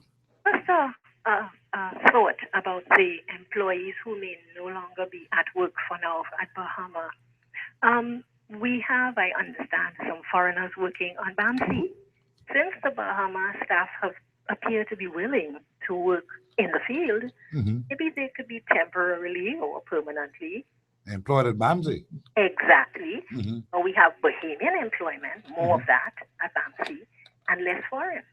I appreciate what you're saying, and I appreciate the suggestion, but there are other people that's one group of Bahamians who may be doing that at a particular level in the workforce, but there are many executive, chef, trained professional, and managers, there's so many people who are attorneys, you name it. who are caught up with this Bahama thing, and they're the ones. Are you saying that they too should go and work into the field? Not that there's any disgrace. If you need a job to feed your family, you're likely to even wash car. I know I would. But the point what I'm making is that so many people have been affected by what has taken place today and have been affected for some time. And we've just been, not us, but the country has not, in my view, spoken succinctly enough to this particular matter to, I suppose, prepare people for what may have been or what has come today. Because certainly the Prime Minister would have been in negotiations. He would have seen the temperament of the folk who he was talking with. He seemed reluctant to wanting to go to Beijing, as Leslie Miller had mentioned. I don't think anything would be achieved by going. Well, but maybe not. But I'm saying, see, when people are saying this kind of stuff for weeks and weeks in media, especially on these shows, Hard Copy in particular, and you listen to that, you hear it ring with a level of urgency that you must do as best as you could. Forget about embarrassment. Do as best as you could to save a project that you say is absolutely important to the development of the country and to the workforce. And I didn't see, I see the Prime Minister did a number of things and tried to talk with them and manage and work it out, I suppose. But it'll always be that question, if he had gotten involved earlier, could he have spoken to the government of this particular matter, you think, and made a difference? Do you think, Paul? Do you think, Halson? Do you think, Frank? No, I think that if at the genesis, at the very beginning, the Bahamas government, through an entity that they could have set up, was a party or a partner in this project, yes. But this is really strictly between the owner and now the bank. Can't get involved in that. Yeah, I agree with Paul. Halson, you agree, Paul? Yeah, I agree. Let me tell you, I'm concerned about this Chapter 11. What about? What's your concern? Because, it says that basically Bahama has subjected itself to the jurisdiction of the United States courts and the protections that Chapter 11 Bankruptcy Code provides. Really? And what it says too is that these include, among other things, all of its assets or properties wherever they are located. Except, and what? Go on. No, I just want to say, I want to be very clear so the Bahamian public can understand, and so our judges can understand too. This is where the assets are. And it takes precedent, because I can tell you, When you read case law about the way the United States would deal with such matters, if that asset is inside the United States, my brother, you could forget it. I don't care what your laws are, because your laws are only as good to the border of your country. That is why I say that with this conflict of laws that we are experiencing now between the U.S. jurisdiction and the Bahamian jurisdiction, the first question that needs to be resolved is which jurisdiction is the proper forum for dealing with this matter. And I submit that the Bahamas is the proper forum. If you look at the companies that they have listed in this bankruptcy application in Delaware, only one appear to be an American company. All of the others are listed as limited liability companies, which suggests that these companies are registered in the Commonwealth of the Bahamas. And They would have to be registered here. Yes. They would have to be registered here, but even though they are an American company, in order to do business in the Bahamas, it has to be registered. So the Delaware companies that we may assume to be in America would be registered in the Bahamas. Yes. So they are registered here. Yes. So that's what I'm saying. That makes the Bahamas, in my estimation, the proper forum, because this is the forum and the jurisdiction where these companies are registered. Now, they may not be more or less than 60% owned Bahamian. Yeah, but what I assume as $1 million and this legal advisor is saying, notwithstanding that, yes, we have the protection of the United States of America. And you have to also remember, you They're must the big also, boys. you must also They're the big remember boys. They're big boy that, butts. Bahama always had a firm of New York lawyers, and they were here for the negotiations between Bahama and the Bahamas government. And I'm sure they were engaged with the Chinese, the construction company. And so. And this is why, I mean. So there's much we don't know. Well, I think to your point. Would it be, gentlemen, would it be against our better judgment? Let's assume that these companies are Bahamian registered, and we want to file as well because we now see what is happening. Let us say that for us to get any say, would it be advantageous for us to get that say by joining in with what is happening in the United States? It would not be the advantage. No. That's not your advantage. Your advantage is here in the jurisdiction. So you have to now lobby for that to happen here. You're not lobby for it to happen. They Demand need to get in it the court happen? and file papers for the winding up of the company if they want to be in the play. They need to do that right away. I mean, we working all night tonight. When court open tomorrow, 9 o'clock, get inside there and file to see a judge.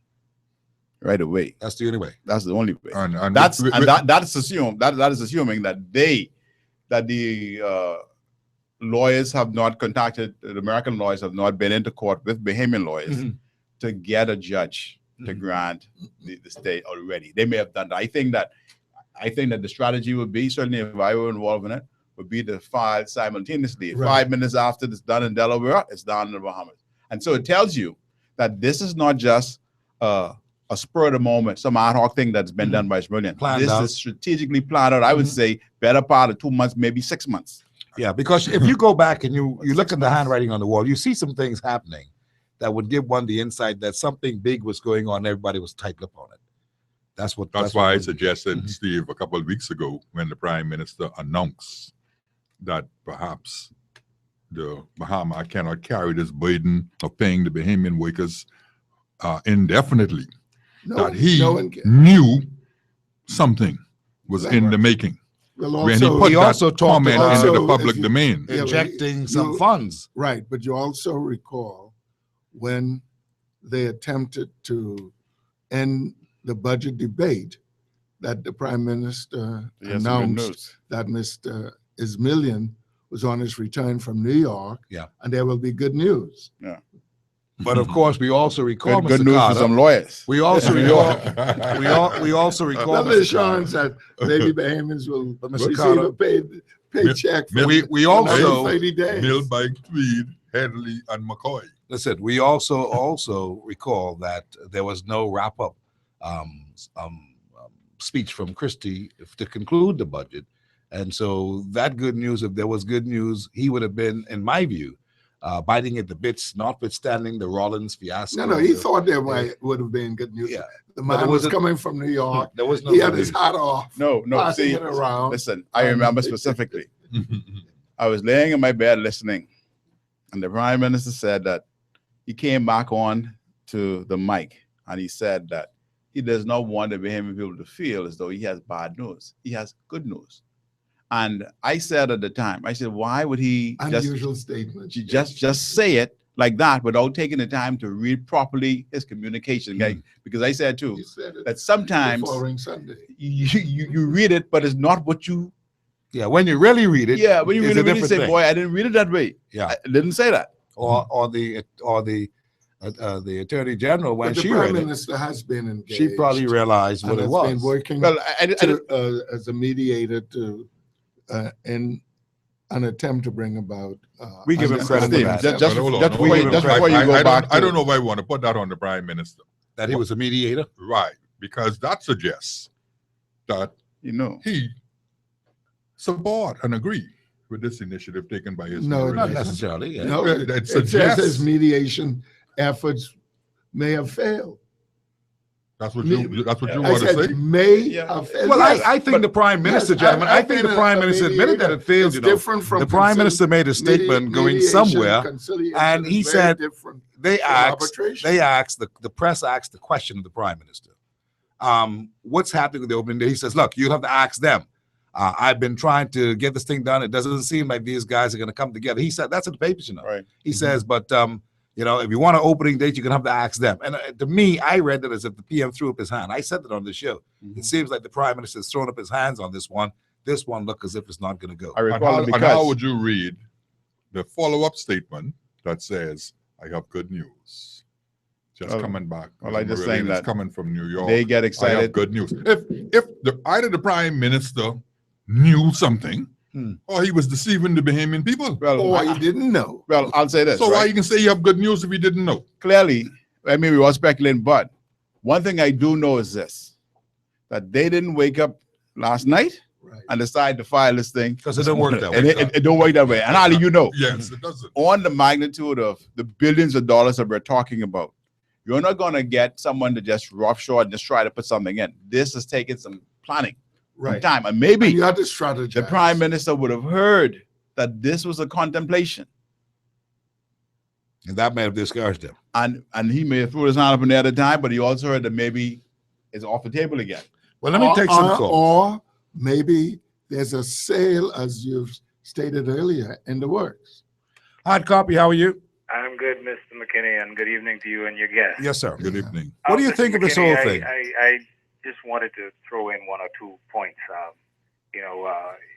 The thing is, we have a situation in the Bahamas whereby most of us, we don't realize under which umbrella we've been operating under as Bahamians and as a political landscape.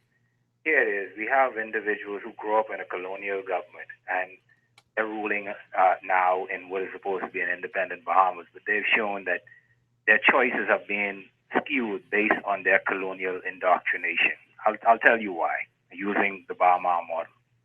In terms of this deal, you have an individual who would have probably spent at most $500,000 to carry out a private placement to raise his initial funding.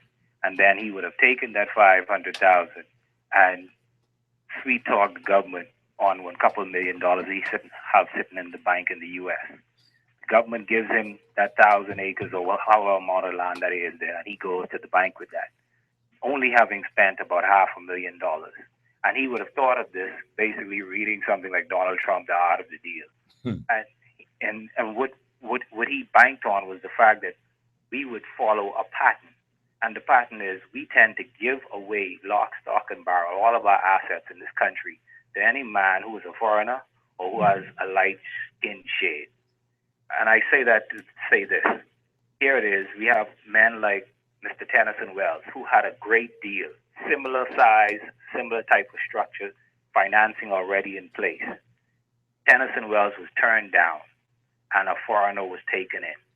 And we say we believe in Bahamians. Why is it that this happened? what is going to end, the end game is we're going to end up with about 5 structures with about 4 to 5 new owners, and the government won't be able to do anything about it. And that will change the landscape of Cable Beach, which may be to the betterment of the country, mind you. 5 owners will have different treatment of the workers. We now need to use this as a teachable moment, as the good Prime Minister likes to say. We need to make legislation forward that will address the heads of agreement secrecy element. If the general public cannot be exposed to these heads of agreement documentation, there should at least be a committee that is represented by opposition and the party. Mm-hmm. And the other thing that we also need to do in this country is we need to stop with this foreign direct investment, and we need to implement partnerships with foreigners, whereby Bahamians will have controlling interest in these companies. And my last point to you, gentlemen, is we need to now take our Royal Bahamas Police Force and open up an investigation on Mr. Ismerlian in regards to fraud. And the reason why I say that is because we need substantive proof that the man had the monies that he say he had, and those documents that he tendered in his initial stance were legitimate. That's my 5 cents. I appreciate your call.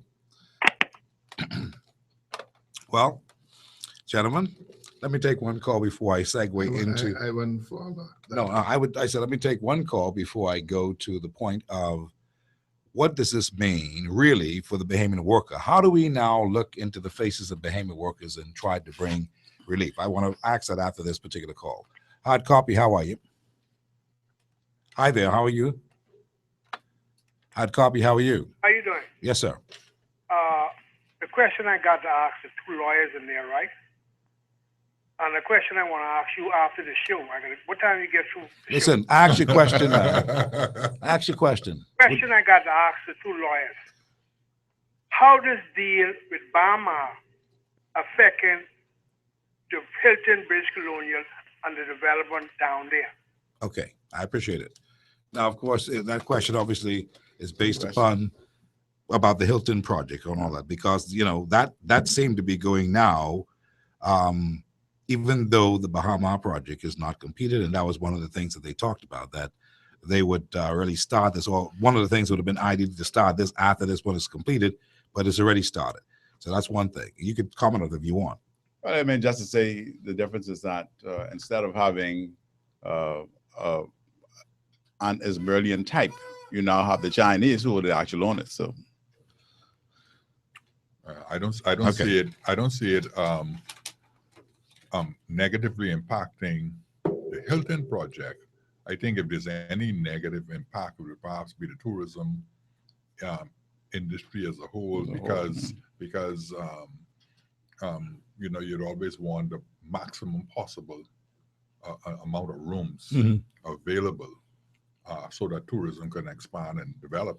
Well, listen, I can tell you this year, tourism had to put off. Fallout will be in the job market. The government put a lot of their eggs in the Bahama basket, and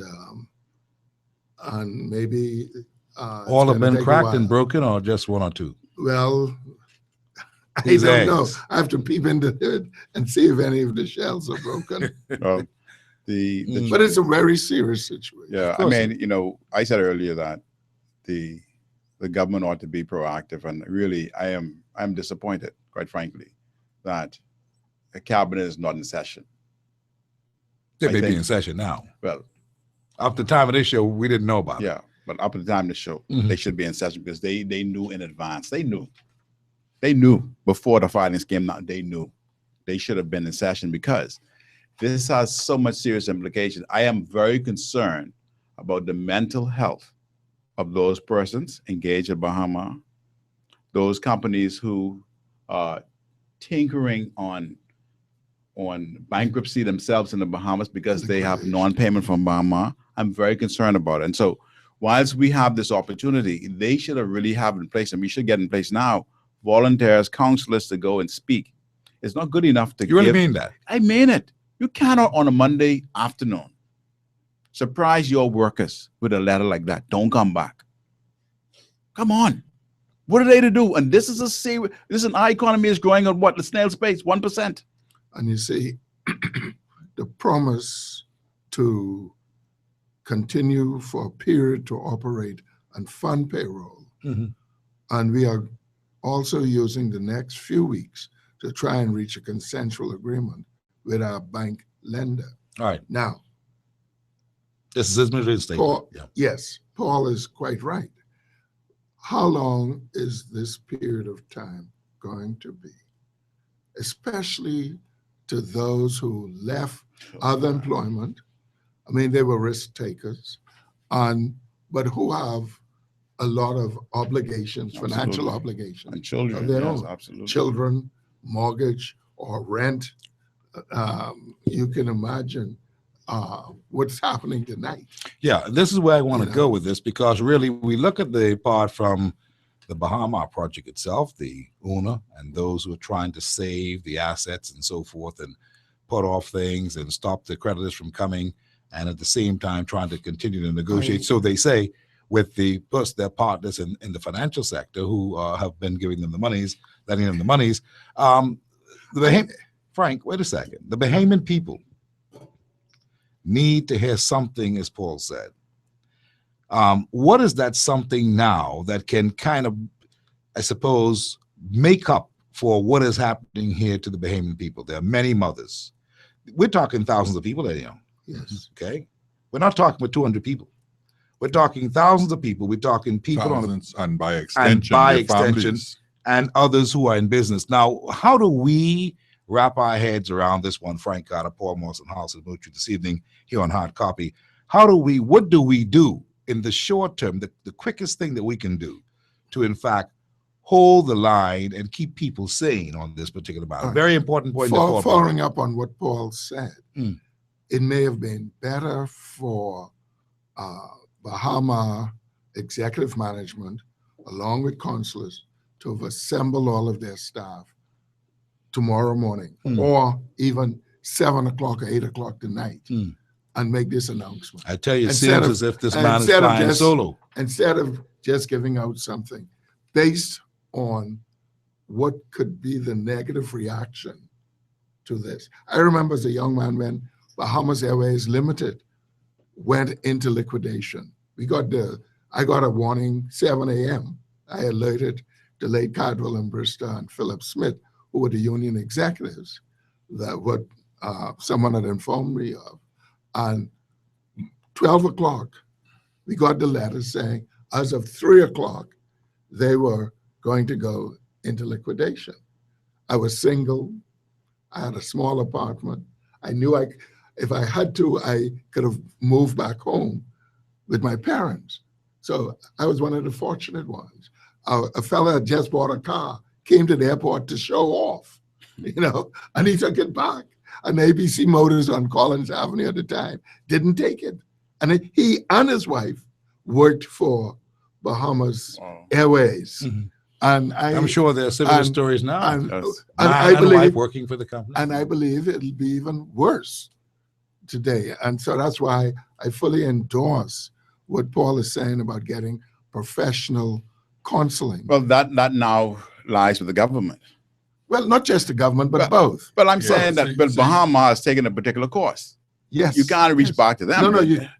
No, I mean, you can look at the course. You can't let them walk away from that part of their obligation. Well, they are going to walk away. I submit to you that they're going to walk away from much more serious obligations than that, because they have. They want to take it in liquidation. See, as it relates to the staff at Bahama, I share the concern of Paul and Frank in that regard, because, particularly at the higher end of the job market at Bahama, you had a lot of professional persons who were sort of secure in their employment, who made a decision to leave the security of that job to go and to become a part of the Bahama team. Now, those persons who are also affected in terms of the persons who didn't have a job, the thousands of persons who went and got employed, got training, had a legitimate expectation to be working for a long period of time. You know, they invested their time in being prepared for the opening of Bahama, and they have been repeatedly disappointed by the many delays. See, Steve, I did just a basic review, and while I don't claim to be an expert on American law, it seems as if under the bankruptcy provision, Chapter 11, that Ismarillion is no longer in charge. He is not. Ismarillion is a trustee. He is not. Or debtor in possession. He's not. According to the law, he has 120 days to propose an acceptable plan to the courts. Which will also be accepted by the creditors. By the creditors. Has to be accepted by the creditors. So, and then after that 120 days, 3 months, that he has, the courts then gives him an exclusivity period to implement that plan of 180 days. To implement it at that time. Right, of 180 days. So 6 months. There's a possibility that we're looking at 6 to 9 months in terms of the Bahamian people being in limbo or in abeyance and not knowing what the future holds. Of course, the period could be shorter, or the plan could fail, and we have an undetermined period. Politically, gentlemen, politically, can we speak about this politically? Obviously, this has thrown a whole big rock, if you will, in the sail of Christie as far as SAIL, as far as him moving smoothly into an election period, as it were, and having people saying that they're working, and this whole idea of putting people back to work and having people work, this must be a nightmare for Christie. Let's look at that in this final few minutes here on Hot Copy today. What could this mean as far as the governance and the government is concerned, their anticipated response, their whole idea of what they're going to do now? Because really, our economy is about to go into a tailspin if this project is not flying. How would Christie deal with that? What do you think is happening, the political fallout of this? House of Moultrie, Paul Moss, and Frank Carter. Well, let me say this, Steve. This part of going via Chapter 11 United States doesn't necessarily mean that it would not be successful. I think there would only be a major problem politically if it fails. And I say that because the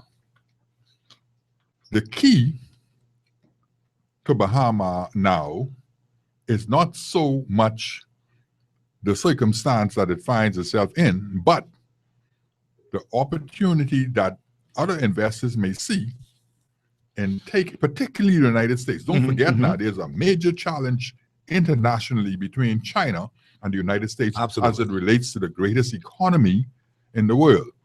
So America could very well be looking at this as an opportunity to deprive China of one of our assets, particularly right on its doorsteps. So the Americans could very well step in and save the day in terms of purchasing the assets away from the Chinese and taking control of the project called Bahama. So if that happens, then there may not be any followed politically, because the September date may be a soft opening. So the PLP convention could still happen in October without too much political fallout. If, however, though, this plan fails, then it's going to be catastrophic for the PLP and for the Bahamian economy. What do you think? Yeah, I think that is catastrophic right now. I do not anticipate that, based on the aggressive language I've seen by Mr. Merlion that there's going to be anything coming out of this chapter 11. I don't anticipate that. Further, the fact is that China is not going to sit down and not litigate. This is where the litigation is going to be. And if they made a mistake by not filing already, I can assure you, lawyers representing the Chinese government or the construction company or whoever it may be will be filing first thing in the morning. So it's very dynamic. And I'm saying to you that the political fallout is already catastrophic. You have Bahamians who are now on the unemployment line, notwithstanding the grace period that we see there. Mm-hmm. And we know that unemployment is already up past the 17%, 18% thereabouts. But significantly, importantly, past the period in which when they came to office, it has gone up. There's tremendous fallout because on their campaign trail, they came on the basis that they would provide these jobs. They would have these jobs. They expected by now Bahama to be fully open and everything should have been very glory. True. And because now, see, we do not know how Bahamians will react to this. We're not putting them in the picture. There are many people who have invested, like Halson said, tremendous amount of time and resources for this particular project. Now, life savings, life resources, and you never know how the human element responds. And so I said that this is very catastrophic. I think that this is a period in which the Prime Minister ought to address the nation. He ought to not only address it, he ought to include Dr. Minnis, the minister, the leader of the opposition, to address it as a group, because we're all in it together. Because I'm very concerned about the mental health of persons associated with this project. You've been holding hard copy. Final call. Hi, Steve. How you doing? Very good, thanks. Good evening to you. Yes, I have one point. When we did the heads of agreement with these individuals and companies, we gave the land with the expectation that this project would make use of the land, it would come to completion. Yes. And seeing that now is being disintegrated in terms that this project would not continue the way we thought it would continue, we do have a recourse to reclaim that land. Do we? We should. Who owns the land? This was given to them in the expectation that Bahama would thrive. It wasn't given. It was purchased. And when they cut that deal, and now that we're going to go into bankruptcy, that land, we can still reclaim that because they should have went through or they forfeit the land. I hear what you're saying, but I think that Paul is saying that they purchased the land. So I don't know if we can lay claim that's to the only it. way real estate can go. Well, you have to give consideration, whether it's $1, whether it's $25, whatever the case is, but it's purchased. So they purchased it right out. Yeah, which means that we're in the dilemma. That's why, my friend, thanks for your call. That's why several years ago, I go back to this. It was a Sunday afternoon, gentlemen. We were at the Cabinet Office. Hubert Ingham was Prime Minister. The media got together in a press conference that we had every other Sunday or every quarter, and he made an address to field questions. And a young girl from the Tribune asked the Prime Minister a question, the Right Honorable Hubert Alexander Ingham. She says, Mr. Prime Minister, since there's all this talk about what will happen, this project isn't completed.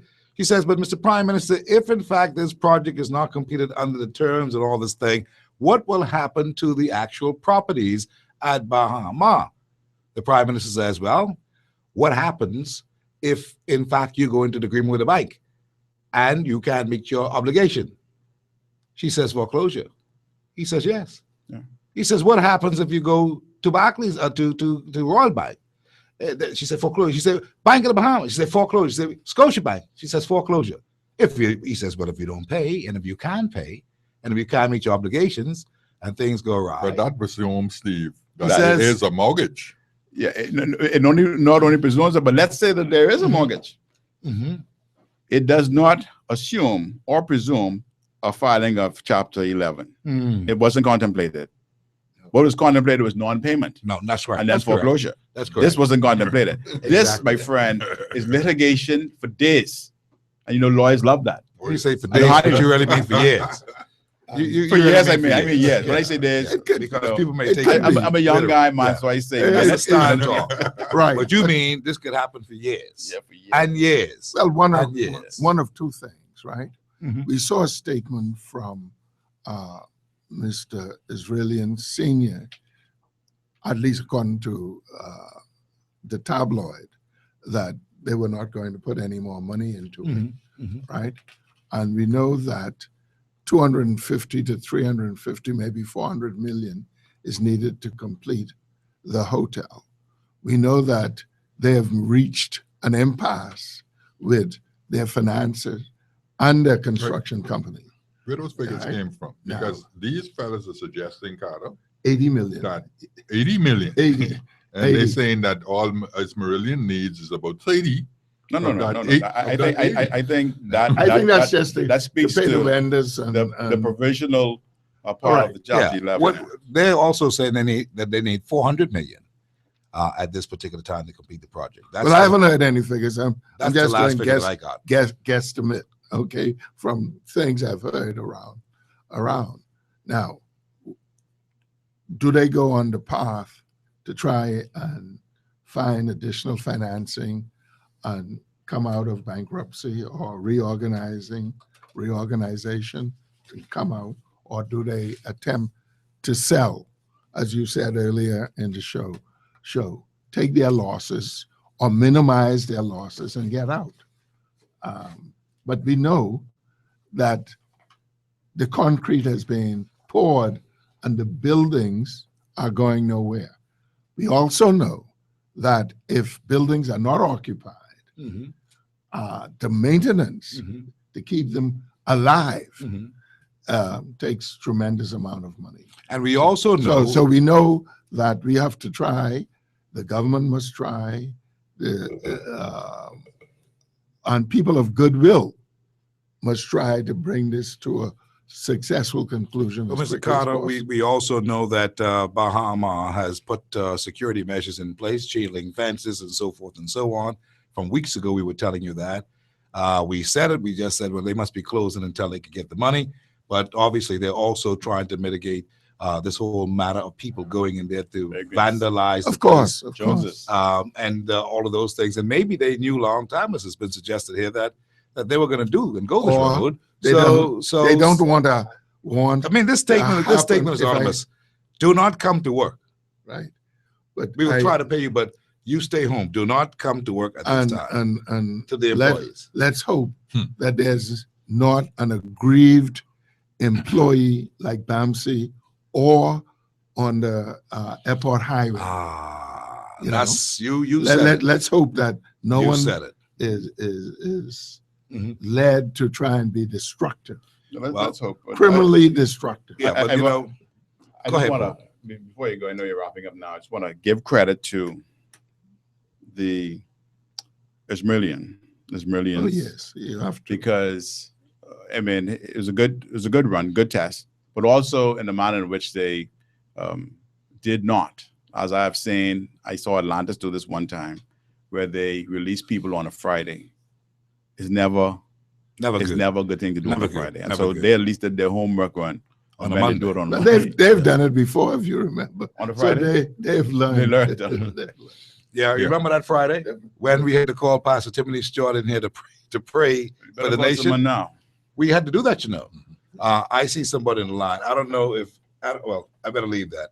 Because I don't know if that's Pastor Stewart, knowing how I go, like to pray for the nation, because this is a dangerous time. People don't realize how dangerous the time is for this.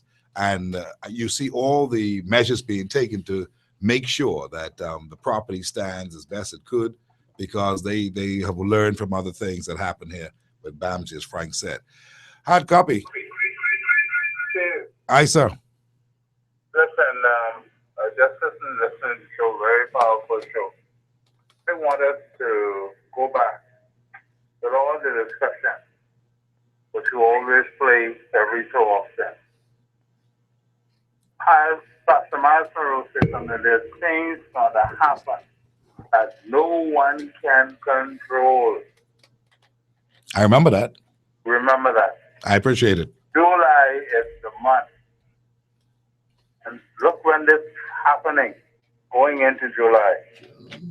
Yep. Let's play the tape to remind everyone. I appreciate it. Thanks for your call. We are now in a moment where the old weapons that kept the Bahamas don't work no more. I speak prophetically that we are now about to enter in the next few days a period of what I call the last moment. From July 2014 to July 2015, there shall be tremendous change in 1 year. You watch. There shall be many people dying. I'm telling you, many will be sick. Many will be removed in ways we can't explain. Why? Because God got to make sure that the place is clear. I speak prophetically. You watch my word in the next 12 months from the day of July 10th to 14. There shall be magnificent changes which no one can control. And there shall emerge in the next 12 months leaders you never saw before. There shall be young women and men emerging whose ideas will blow your mind, and they cannot wear the old armor anymore. They shall walk with a new mentality. They shall have a spirit upon them. That will be the Spirit of God, and they shall take us into the next Bahamas.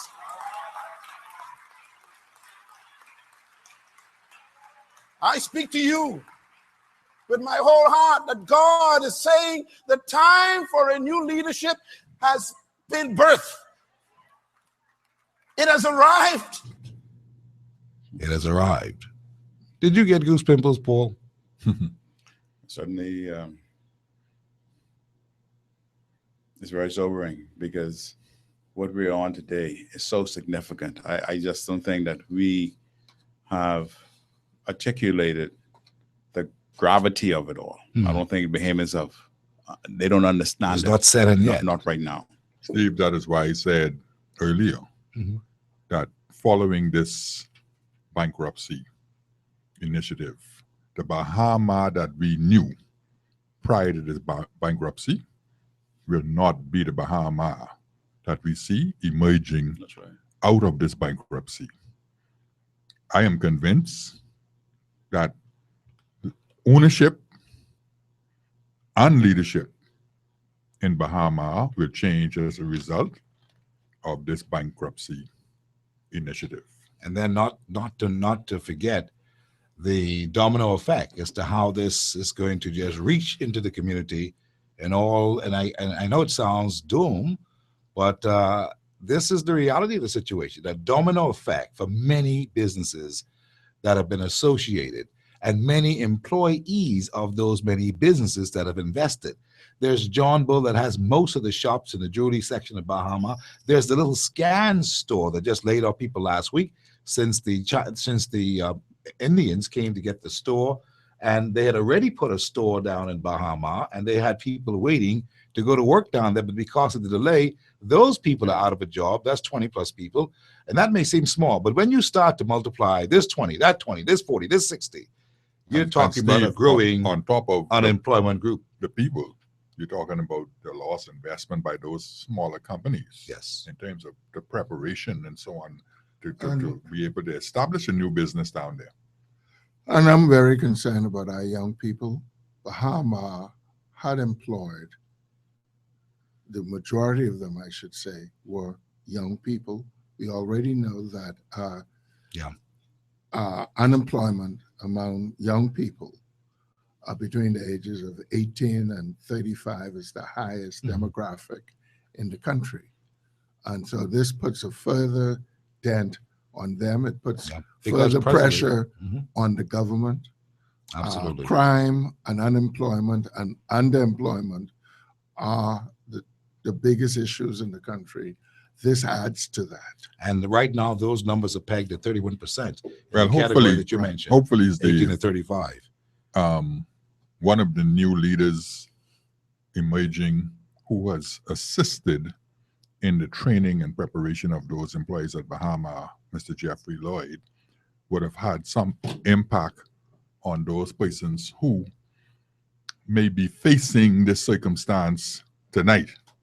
And hopefully his training would have better prepared them to cope and to deal with this traumatic situation that they're facing tonight. Thank God for that.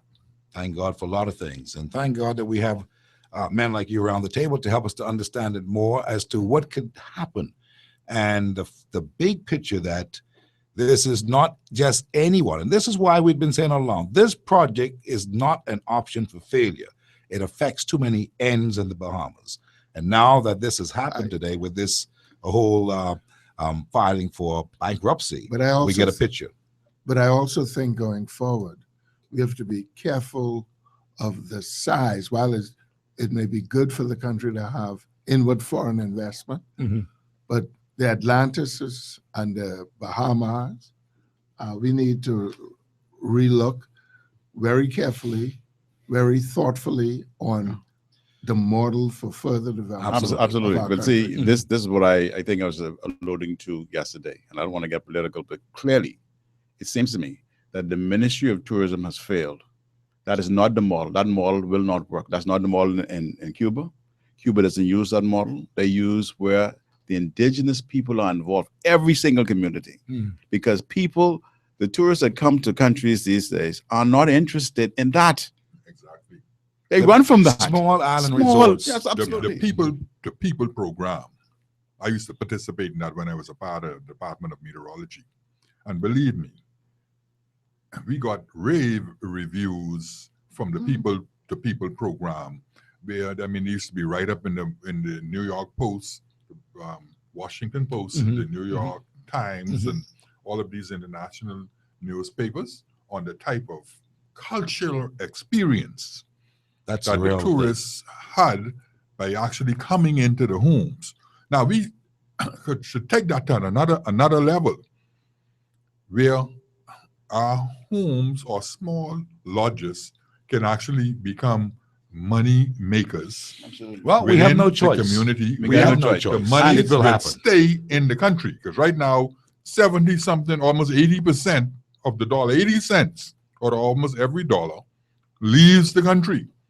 Yeah, we have no choice. Which means we are waiting for someone else's success. Right, we have no choice. But this, even though I know it's a shock and it's perhaps depressing and it's going to directly affect a lot of people, I believe ultimately that this is the best for the country.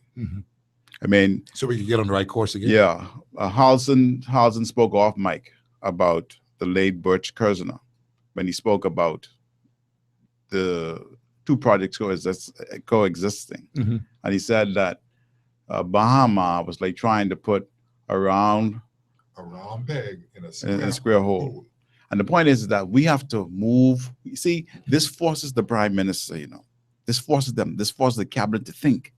They now have to look at it and really believe in Bahamians and come now and look at what they could do for us. Finally, this is what it took. That's the silver clouding in the dark cloud. Finally, and I can tell you this, that now that they have to roll their sleeves up, we're going to see a new Bahamas, because now they would unleash that spirit that they've all bottled up. They have to do certain things. We'll see people that we've never seen before. Yeah, they have to do certain things. Who come with a vision that will take us into the new Bahamas. For us. He says the time has been birthed. The time is now. We are actually in the dispensation of that prophecy from July of last year to July of this year. Some people make nothing out of it, but for many people, they make a whole lot of it because they believe in that particular prophecy. Here's something that we ought to try to believe in and hope that it'll work out in our best interest. Is Marillion says, I am committed to doing what I can for all of you. Bahama will continue for a period to operate and fund payroll. And we are also using the next few weeks to try and reach a consensual agreement with our bank lender. And Bahama project is dependent on our lender working with us immediately to achieve such an agreement. If an agreement is not reached, he says, we will have to make some extremely difficult decisions that would include workforce reductions. He says, at this time, we cannot speculate about what that statement about workforce reductions may mean. Well, I could tell you. Well, we know what it I could tell you what it means. Is Marillion is a trustee, no longer in charge. He might be in possession, no longer in charge. The U.S. bankruptcy courts and they will are appoint in a trustee. charge. He's in charge tonight, but for how long we don't know. Right. If he's not And successful they in really reorganizing, will be the directing court him. will appoint a trustee. Well, Frank Carter, Halson Moultrie, Paul Moss, thank you for coming in tonight at a Glad moment's to be notice, here. because whether you believe it or not, the nation is listening with all their ear to find out what's the next move, and I think they appreciate the leadership that's provided by you good gentlemen in trying to help us all to understand. Since you are very qualified in these areas, we understand clearly what you've said tonight. It is sad, it is unbelievable, but it is true. Bama has closed the doors for now, and people are asked to not come back to work, and they're trying to find a way to fix it in the meantime. Let's go home. Good night, Bahamas. Good evening, and we all need to pray and hope for the best. Thank you kindly, Halson Moultrie, Paul Moss, and Frank Carter tonight. Our team from The Last Word assembling with me on hard copy to give it to you for your best understanding. We await the report from the government. There may be a statement later tonight, and I'm sure if you keep it glued, you'll get the right information, especially here on hard copy. Remember now, if it's 5 o'clock, it's hard copy, and here's where we give you the facts every day, nonstop. Our show tonight has been brought to you by the people who make things happen, Commonwealth Bail